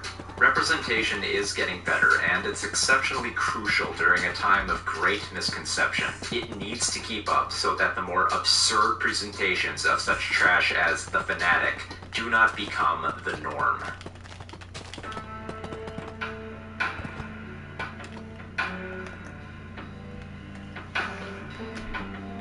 This was not an easy video to make. I have autism, and am very self-conscious about speaking on this subject. I don't often speak about it because the misconceptions and stigmas are too abundant and uneasy to shake. But in light of all the confusion in the science, misconceptions in the media, insults online, and really misguided acts of empathy on the topic, I felt like I just couldn't stay quiet about it. I don't want another parent to kill their children because they were born autistic. I don't want vaccines refused because of bad science on what causes autism. I don't want horrible ideas on curing autism to result in some misguided parents feeding their kids bleach. And I especially don't want Kathy Lee to sing an embarrassingly awful song to an autistic child and embarrass them on national television. I don't think one video can stop all that, but I hope that this video has shed some light on the subject, and maybe bring some clarity to why the topic of autism has a troubling history that has led to troubling portrayals in media. We've come a long way, and we're getting better, but we need to keep it up. The dangers of autism in Content media. warning. This video discusses and features imagery of ableism, torture, and police brutality. In the teen sitcom Girl Meets World, There's a controversial episode from Season 2 entitled Girl Meets Farkle. The episode focuses on the nerdy kid Farkle, who takes some tests because it's believed by his parents that he might have autism. When Farkle relays this information to his friends, they treat this reveal more as though he were coming down with a life-threatening disease. This template of the very special episode is amplified by Farkle revealing he doesn't have autism after taking the tests, a resolve that is treated with an uncomfortable level of relief. However, as if to pump the brakes before a terrible message comes across, it is revealed that Farkle's love interest of Smackle does have autism, but she is very insecure about herself and her condition, ending the episode on a very awkward note. This episode doesn't say much on the topic of autism and only breeds more fear for autism than actually discuss it. The episode aired in 2015 and is just one example of stumbling observations on the Why topic work harder that when you can work lead smarter? people down dangerous paths. Now, I had previously made a video on autism in media, and for as much ground as I covered in that video, I couldn't help but feel that I'd missed something important. I went over how autism misconceptions within our media can be detrimental to our worldview, but I perhaps didn't give as many specifics on how this lack of understanding can be deeply harmful in real-world perceptions. I admit that part of this is due to how sensitive the material was, and how deeply uncomfortable it is to personally speak on this subject as somebody with autism. But after so many steps back in terms of recognizing and communicating with the autism community, this is something I don't feel I can stay quiet about. So if you're not in the mood for a downer video or hearing about the brutalizing of those with autism, I won't blame you for turning back now. If you're willing to stick with me, let's begin. Statistics and dangerous miseducation. As with a handful of other mental disorders, autism has often been thought to be a component of violent crime, for the broad and misleading I've reading never heard of about those that. with autism being violent people. The alarmists undoubtedly cite the autistic individual's struggles with empathy, anxiety, and aggressive outbursts. And empathy? I have What's used empathy. to justify this belief is a study from the Stockholm Youth Cohort. Roughly 300,000 individuals between the ages of 15 and 27 were analyzed in this study. Of those that were observed, 4.4% of those with autism had been convicted of a violent crime, versus the 2.6% of those without autism. Though the study does account for age, sex, and some parental factors, the study also connected that those individuals with autism had additional psychiatric disorders of ADHD and the far more concerning condition of conduct disorder. Because of these factors, the study ultimately concluded that autism was not a driving factor in one committing a violent crime. Now, the detail of these studies really need to be focused on because it is ridiculously easy for some reactionary to merely look at the numbers and argue that people with autism are violent. You just know somebody seeking this point would only cite the numbers and then state that the numbers don't lie about autistic people being violent. But that kind of thinking only shows irresponsibility both in terms of reading the study in detail and the advocation one associates with it, as though the conversation just ends at the mere percentages. David Ratu in Psychology Today opened up about the importance of reading this study with greater concern for the portrait it paints. Quote, "The study could raise some concern among other mental illness advocacy groups that are already concerned about the stigma associated with the perception that psychiatric disorders are associated with an increased propensity toward violence. Here it might be useful to pull back from the fancy statistical analyses a bit, and keep in mind that 96% of those individuals with an autism diagnosis, with many also meeting criteria for another diagnosis as well, were not convicted of any violent offense." A more common belief in autistic people being violent also comes from anecdotal examples. The most immediate example may be the case of Adam Lanza. In 2012, Lanza shot and killed students and faculty at the Sandy Hook Elementary School no. in Newtown, Connecticut. A report from That's the Office one of the most the infamous Child shootings Advocate in in history. November 2014 eventually confirmed that he had autism in addition to depression, anxiety, and obsessive-compulsive disorder, but also found that none of these mental disorders are what ultimately led to him shooting up the school. But this confirmation came in 2014, and the misconceptions had spread quickly by then. When first graders at Sandy Hook attended their first day of class after the shooting, they were asked about the massacre. One boy replied, "The reason why this man shot little kids is because he has autism." Autism advocates had to scramble to wipe this rumor off the table for both parents and students before something more dangerous brewed from this misconception. Alec Minassian, the criminal behind the Toronto van attack of 2018, was somebody with autism and went through trial in Canada. His defense team used his autism as an explanation for his ways, arguing his, quote, autistic way of thinking was severely distorted in a way similar to psychosis. Yeah, that's not only a medically inaccurate defense, that is not accurate, but dangerous rhetoric to spread. Because of this, the organization Autism Canada had to jump on this immediately and dispel the untrue correlation between autism and criminal violence. One of the more recent examples was the case of Jake Angeli, better known as the QAnon shaman, or that guy who wore a headdress during the January 6th assault on the Capitol. His lawyer is trying to argue that Jake shouldn't be convicted because he has autism. This is a defense that nobody should be buying, especially with how Jake's lawyer has described his client. In an interview with the lawyer Albert Watkins, he spoke of Jake and others of the January 6th incident by stating, quote, "A lot of these defendants, and I'm going to use this colloquial term, perhaps disrespectfully, but they're all f***ing short bus people. These are people with brain damage, they're f***ing retarded, they're on the goddamn spectrum." Jesus Christ, what the fuck? No kidding, that guy's... Do I really have to walk anyone through why this is an ableist take?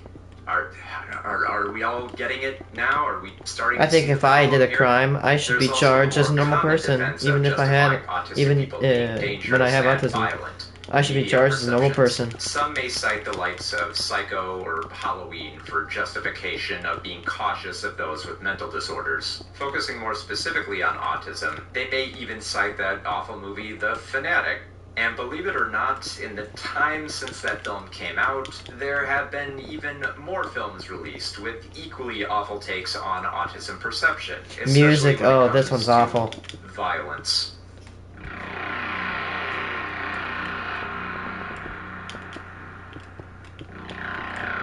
The 2020 film The Night Clerk is a film that follows Bart, a hotel receptionist with autism.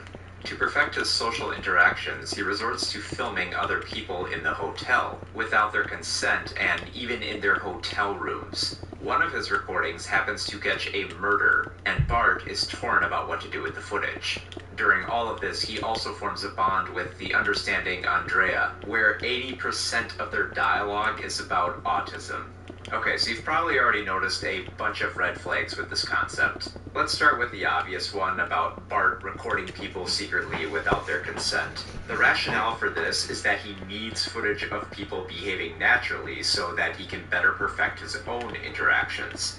Yeah, the thing about that is, there are these things called movies, you know, footage where people actually consent to being on the screen that you can study for better interactions. But for the sake of argument, let's assume that Bart really does need recorded footage of legit conversations to practice. So, why does he need to record hotel rooms? How many interactions does he believe he can study from this clear invasion of privacy? This breach of privacy, this lack of lawful awareness, further infantilizes autism and creates a dangerous association. Detective Espada, the investigator of this murder case, at one point mentions that those with mental disorders can turn violent, and that we should be highly suspicious of them. The film does little to disprove this fear, as Bart is seen as dangerous for his violations of privacy, and later, clutching a gun while singing hymns uneasily. Now, sure, the film never directly says that Espada is right for believing those with mental disorders as being violent, but he's not wrong about this individual with autism breaking the law. It is almost merciful that the film doesn't end with Bart being caught and given a trial, where his recordings are stricken from the record as just being a part of his autism, a notion which this film certainly seems like it would lean towards. And this use of mental disorders as making someone an unhinged component of a thriller has spanned everything from Psycho to Joker, films where those with mental disorders are posed as dangerous and violent. Like, really, I can't stand Joker for this reason. And, No kidding. Actually, you know what? Let's talk about Joker for a moment, because I just know somebody will pop up in the comments and say, hey, what's wrong with Joker? The central character of Joker, Arthur Fleck, is established as someone with a mental disorder that requires treatment. When the lack of funding for mental health care makes him desperate and his psychosis grows worse, he strikes out violently. For a brief period, Arthur considers suicide, which is far more likely in cases with those who have mental disorders who do not receive proper health care. Instead, however, Arthur decides to go on television and murder the talk show host Murray. Before shooting Murray, however, Arthur states that this is what society deserves. Oh implying God, that this is society, what society. happens when you neglect those who are in desperate need of mental help. Now that seems like a powerful statement, but here's the problem with what that implies. If those with mental disorders do not receive help, this movie suggests that they will turn violent and strike out against society. In truth, those with mental disorders who do not receive proper treatment are not only less likely to commit a violent crime, but even more likely to become the victim of a violent crime. But if we're led to believe that Joker's assertions on mental health are believable, which routes going forward do you think is more likely to be favored? Advocating for better funding and mental health services being more freely accessed by those in harsh economic conditions, which would essentially mean finding a way to rebuild the entire healthcare industry from the ground up? Or simply rely on more policing to make sure those dangerous folks with mental disorders don't go on the same killing spree as Arthur? Which do you think is more likely? Because, we kinda do one more than the other right now. Oh, and if your retort to the dangerous police response on those with mental disorders is basically, well, hey, I don't want the Joker shooting up my neighborhood, then consider for a moment that maybe, just maybe, the mentally ill are not the Joker. Anyway, No kidding. put a pin in that, we'll come back to that in a moment. But for now, let's talk about one more prime example of hideous depictions of autism in media. Music, yeah. So by now, everybody has given their take on why Sia's film Music is a disaster. The 2021 film treats autism as a prop, and contains a lot of misinformation, all in the name of being a showcase for some stylish music videos. For those not familiar with the film, here's a brief rundown. Maddie Ziegler plays Music, a nonverbal girl with autism, who retreats to her music as a means of coping. The inciting incident is that Music's grandmother and caregiver has died, and Music is now in need of a family member to watch over her. Music, however, does not take notice of her own grandmother's death, more distracted by her own interests. Now, this reinforces the dangerous misconception that people with autism lack empathy. Truthfully, empathy within autistic people is not so much vacant as it is pushed to extremes, where it is either lacking in certain emotions or aggressively responsive in different situations. This aspect is sometimes labeled as double empathy. But Music's showcasing of how unresponsive she is towards the death of her grandmother paints a dangerous picture of misconceptions. It implies that autistic people are not only oblivious to others, Don't they, but never caring take of fall those damage? closest that they cannot display affection. This is not true. According to the New York University School of Medicine, those with autism are less prone to cognitive empathy, but more inclined to display affective empathy, which involves having feelings of warmth, compassion, and concern. So yes, if someone with autism has someone caring for them, and they die, they absolutely would feel it. No Music kidding. is then placed in the care of her half-sister, who goes by the name... she goes by the name Kazoo. And she has a nickname, which is just... Zoo.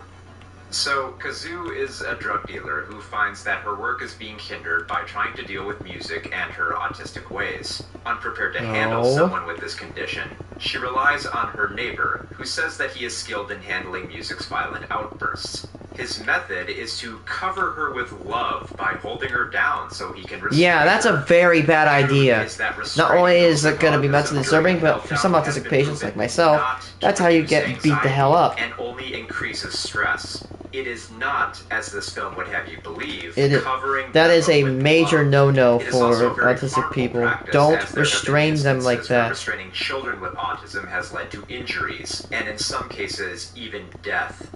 Here's one such case. In Australia, a 9-year-old with autism who had a meltdown was handcuffed by police and threatened with pepper spray. She was detained under Section 20 and 22 of the Mental Health Act, which permits ambulances and police officers to take a person to a mental health facility against their will. Advocating for restraint in this movie as not only being correct but affectionate is more than just stupid. It's dangerous information to spread. And the thing is, it continues throughout the film. Music is constantly being held down and restrained, constantly looked down upon by Kazoo as a burden. It is only after so much of this restraining and pitying of music that Kazoo even a lot of fire for this film, even before it was released. She went on a social media tirade of telling or maybe you're just a bad everybody actor, that's what I remember from that it. she did 3 years of research Effing on autism, and effing that autistic dick. people don't make for good actors. When the film finally That's what she did said. come out, however, Sia Like quite had literally what Sia instant said. regrets. Autism Speaks had apparently endorsed the film at one point, but then pulled back when witnessing Sia's behavior. Holy crap. Autism Speaks is already a pretty terrible organization by the standards of the autism Okay, how could you make them so return? when they drop your endorsement, That's how you know you're bad. You've screwed up big time. Sia stated that I'm about to say the same thing. If Autism Speak doesn't support you and you're autistic like that, that's how you know you really are going too far. Yeah, too late for that. Music was still released as bad as everyone feared it was going to be, and it was even nominated for a Golden Globe. For more information on why Music is a terrible film, you can read or watch just about anything on this film. So yeah, Music was a film that a lot of people really didn't like, but I think there's a bigger lesson to be learned here about the miseducation of autism. Okay, brace yourself now, because shit is about to get very real about the consequences of a lack in autism education. Dangerous responses, violence, and torture.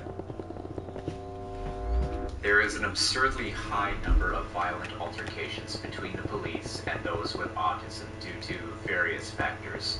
Such notable cases include the 2017 case of Charles Kinsey and the 2020 shooting of Kobe Hessler, which resulted in his murder. In both instances, both autistic individuals were unarmed. So what is being done to ensure incidents like these do not continue? Well, not a lot. In fact, police training in the Department of Mental Health is really horrifying when you look at it. A report from 2018 revealed that only 27 states in the US have training on how to handle those with mental disorders. And the training that is offered is woefully neglectful. A 2017 study of New Jersey's first responders revealed that 23% of them have not had training in dealing with autism. And of those that have the training, 46% of them said that their training was not very effective. In 2019, the Jupiter Police Department stated that they wanted to better understand the needs of those with autism, and tried to put on a public face that they cared about it by giving their cruisers and badges autism awareness branding. It's just too bad that in this instance they took inspiration for their design from Autism Speaks. Oh my god. In 2020, they rebranded their cars and badges again, and they're somehow even more f***ing awful than they were before. And, no, I don't care that you know autism is a thing. I care about you having proper training on de-escalating situations involving those with autism without violence. And if you can't do that, then hand these situations over to an organization that won't jump to shooting. And please, just take off those branded badges. You look embarrassing. Over in Utah, the mother of the autistic 13-year-old Lyndon Cameron called 911 to request a crisis intervention team as her son was having an episode due to separation anxiety. 2 officers arrived at her home, shouted at Lyndon to get down, and shot him several times. Lyndon thankfully survived, but sustained critical injuries to his shoulder, both ankles, intestines, and bladder. Sergeant Keith Horrocks of the Salt Lake City Police Department tried to rationalize the decision of the officers by stating that they thought the 13-year-old, quote, had made threats to some folks with a weapon. And, no, Keith, no, he didn't. Your police were not paying attention. Cameron's mother specifically told the cops that her son was unarmed, and no weapon was found at the scene. And because these inept police officers made a mistake, a teenager with autism went to the hospital while his mother tried to raise funds for his medical bills. I'd say the medical bills can't be good. You're getting shot. And no, making a ridiculous Autism Speaks mobile is not going to make this go away. Because it hasn't gone away, and as long as police departments remain inept and ill-prepared to handle people with autism, it will never go away. It's not only law enforcement either, but politicians that are pushing these misconceptions as well. Andrew Yang, during a mayoral debate, gave this really shitty take on mental illness in New York City, stating, quote, "Yes, mentally ill people have rights, but you know who else has rights? We do. The people and families of the city. We have the right to walk the street and not fear for our safety because a mentally ill person is going to lash out at us. That just screams we have rights, but we have more rights than you. Might lash out, or what his plan for better mental health care would be. Now, I know it's a debate, and those usually don't allow for detailed or nuanced answers, but after Yang made this statement, he went on a local radio talk show and drew more attention to mentally ill people as being bad for the economy and tourism, stressing that we need to get them off the streets. Not that they need help, just that they need to be off the streets. Now, you get people like these people off the streets. streets. Here was about public safety and the economy, but at the expense of mentally ill people because they're simply too dangerous and a burden to New York's money. Wouldn't want the Joker running around your streets now, would you? To be clear, are you kidding me? Autistic people can spend money. Why not encourage them to spend money? You're just losing out on money in your terms. And you're also being a complete bigot. But I'm going to stress it again because I really need you to understand this point. Those with mental illnesses are not the Joker. Stop treating people with mental disorders like they are criminals. I should not have to keep saying this point in 2021, but apparently I do. Let someone agree with Yang's statement that we need to place the rights of those with mental disorders on the back burner, because it's apparently bad for tourism. Garbage take there, Yang. Find a different scapegoat. As for getting autistic people help, that is a topic where we are also woefully behind the times. The Judge Rotenberg Center in Massachusetts is an institution for children and adults with mental and learning disorders. Some of those in the institution are equipped with a gradual electronic decelerator designed to shock the patient. Its primary purpose is to control the physical behaviors of those with autism, but more through punishment of electric shocks. And let's be clear here, this is not therapy. It's torture. It was only in 2014 when the FDA held a hearing and deemed the GED an unhealthy device and advised banning it in practice. That was over 7 years ago, though, and the device is still in use at the Rotenberg Center, the only institution in America still using it. It should not take this long, but the fight has been going on for years for the very simple law of banning electrical torture of those with autism. The officials at the center argue that this shock therapy is only used as a last resort in extreme cases. No, it's not. But this isn't a sufficient excuse because it should not even be an option at all.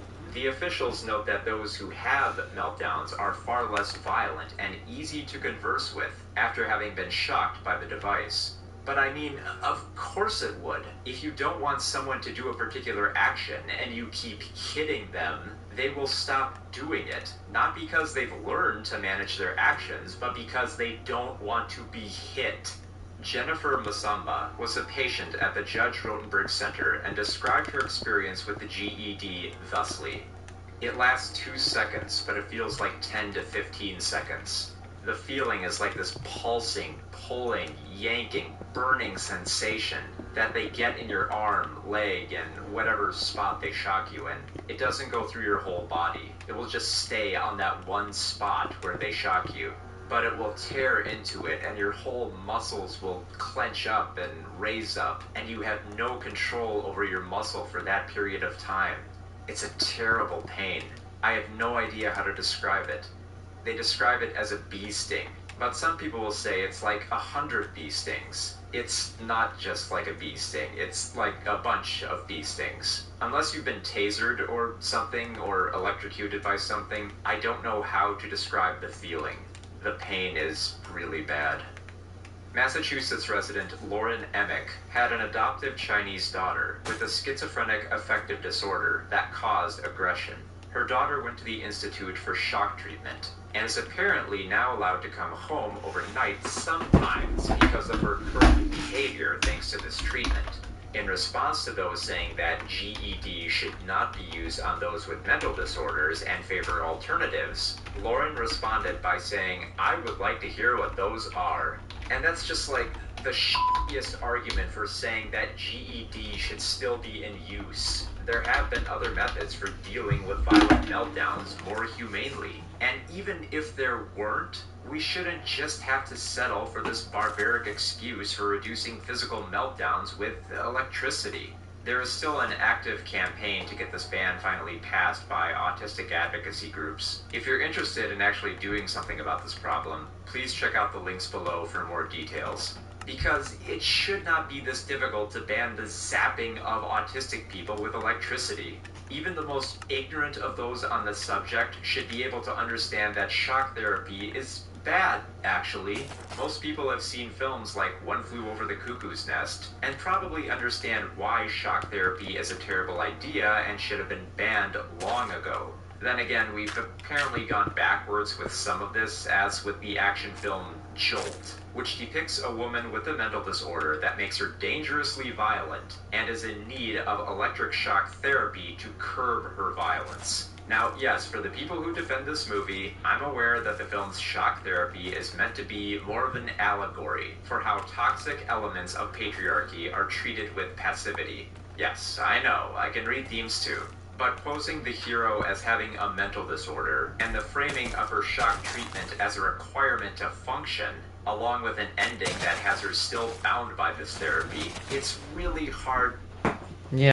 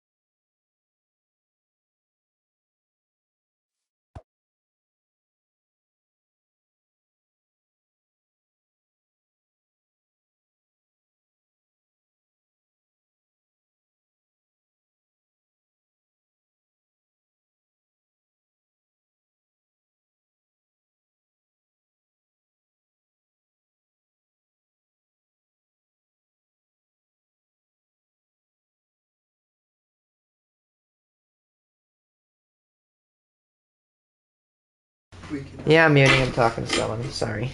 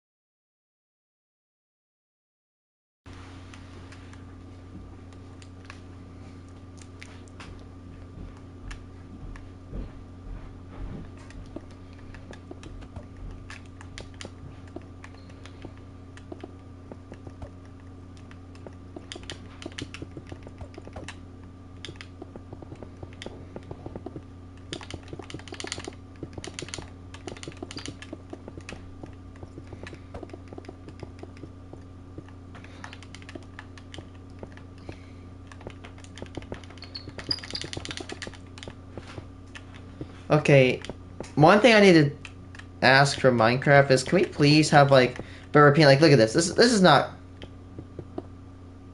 like, that's kind of like weak. Like, look at this. If I had my choice, I would increase the repetition of the thing. Go.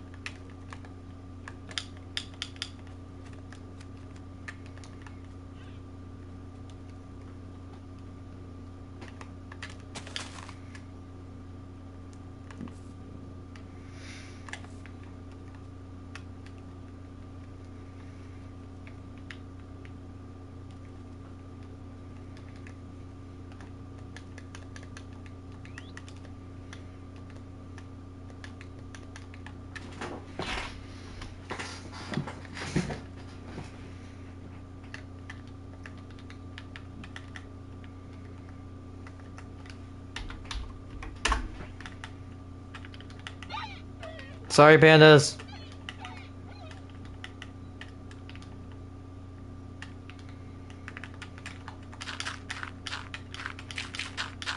So this area will be like, I'll probably put like a water purification plant over here.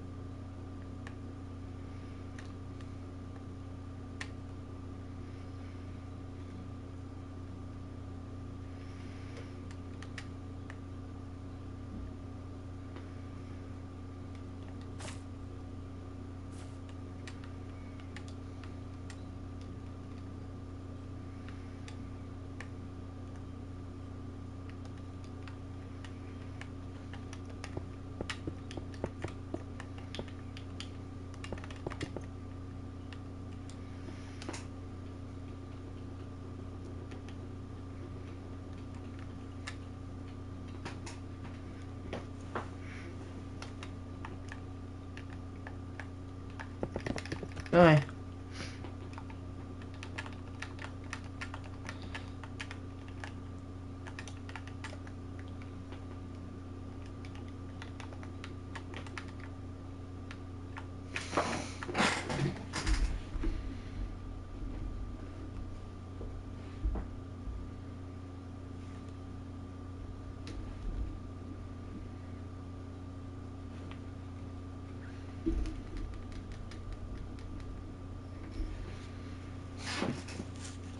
Be right back.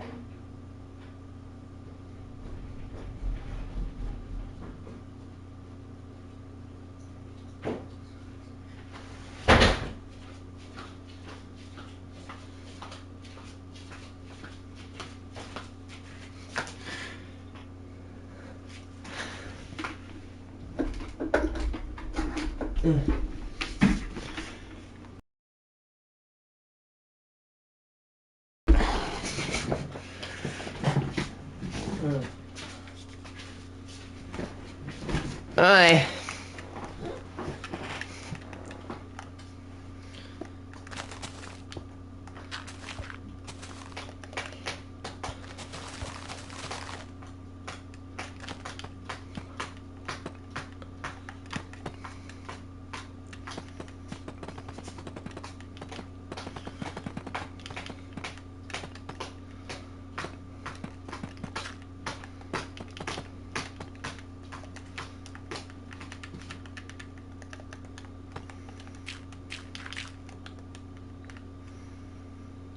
Not now, he isn't. He didn't talk about the incident last night.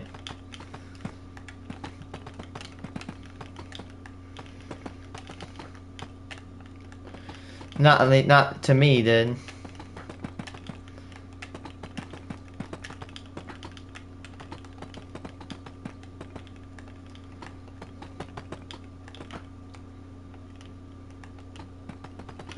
Huh. Maybe he's outside? I don't know. He came down to visit me, but I don't know what he is here for.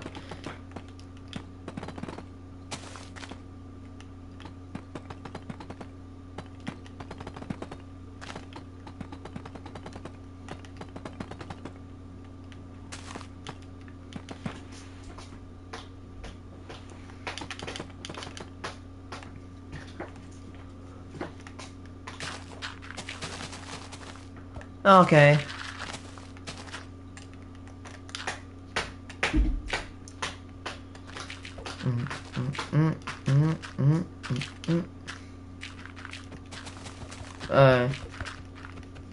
Yeah, I noticed.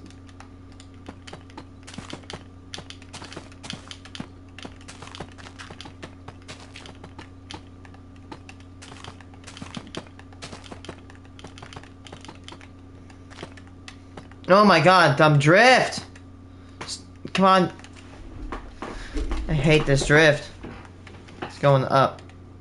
I can't take this controller apart.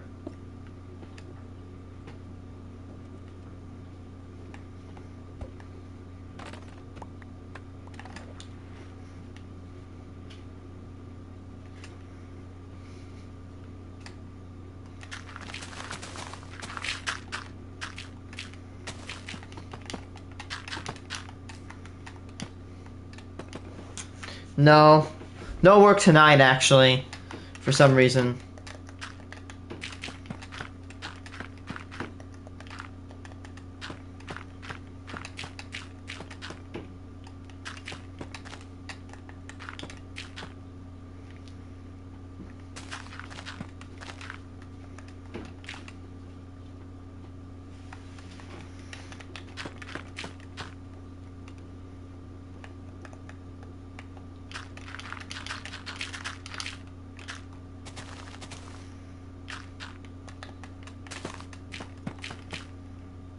Maybe, I don't know.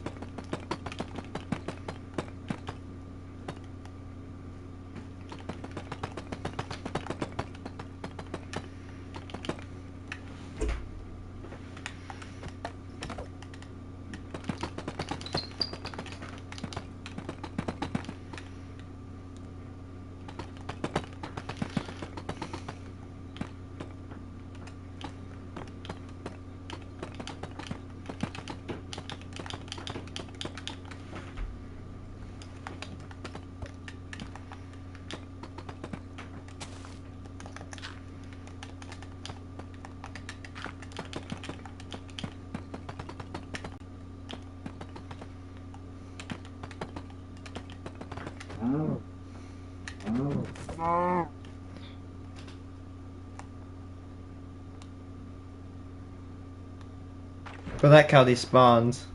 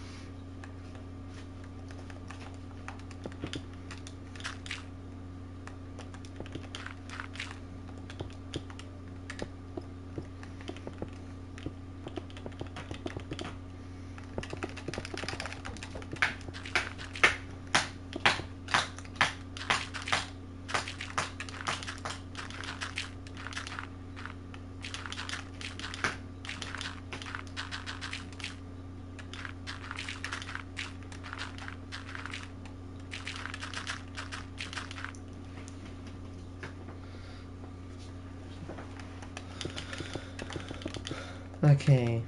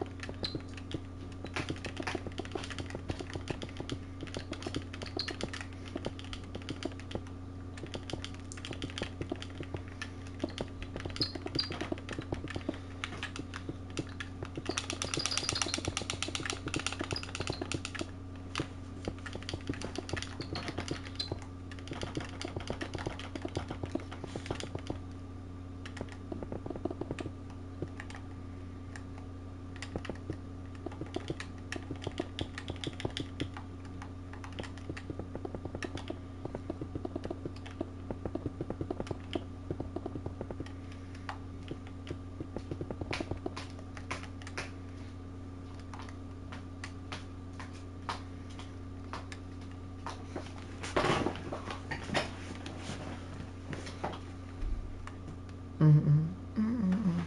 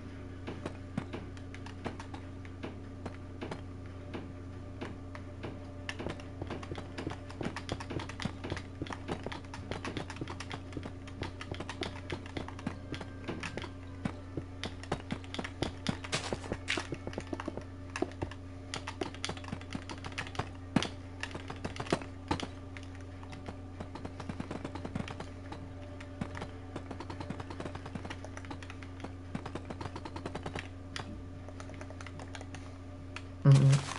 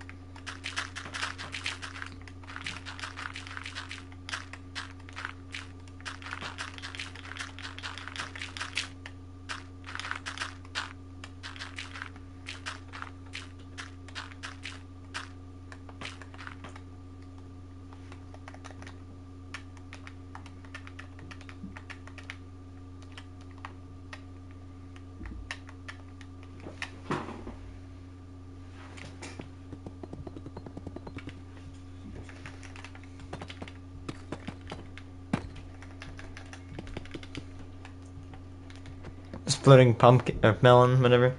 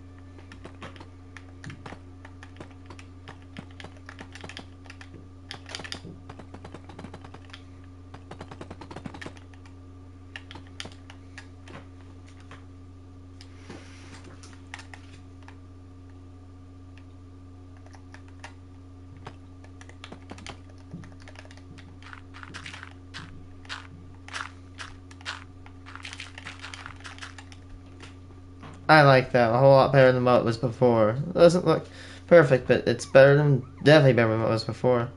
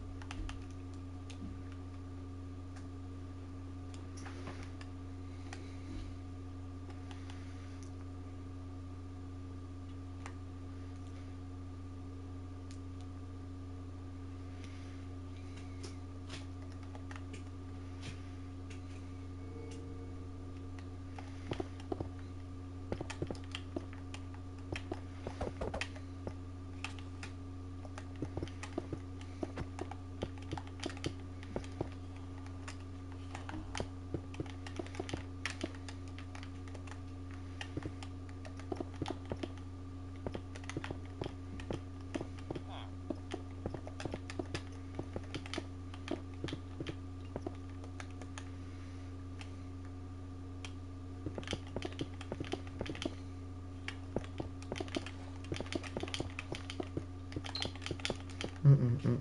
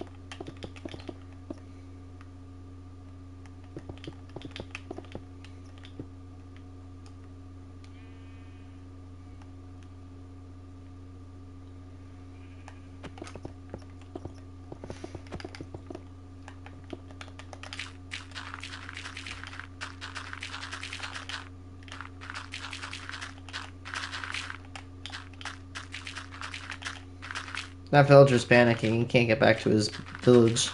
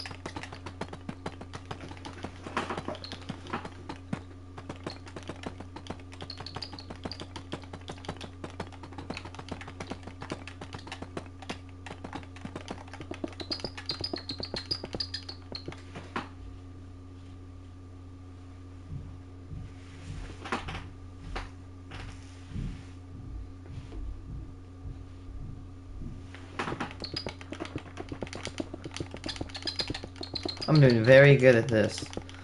Man, we got the port laid out. Or should I say, we got the port, like base built.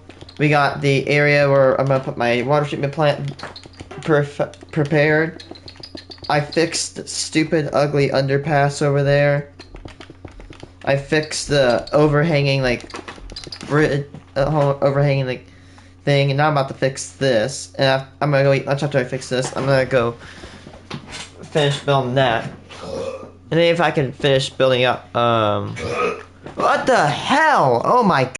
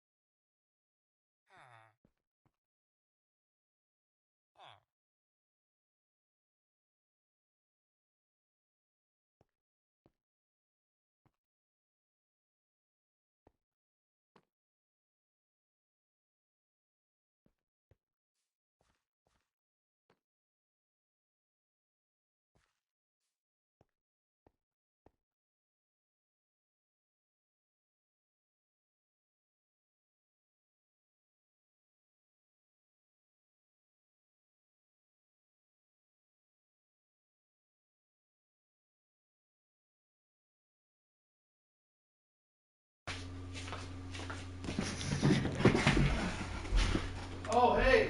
What? Ugh. Yeah, I told you. Call him when you start. He'll come over and help. Who? Bryce. Okay. Dude, you can really knock a bunch out.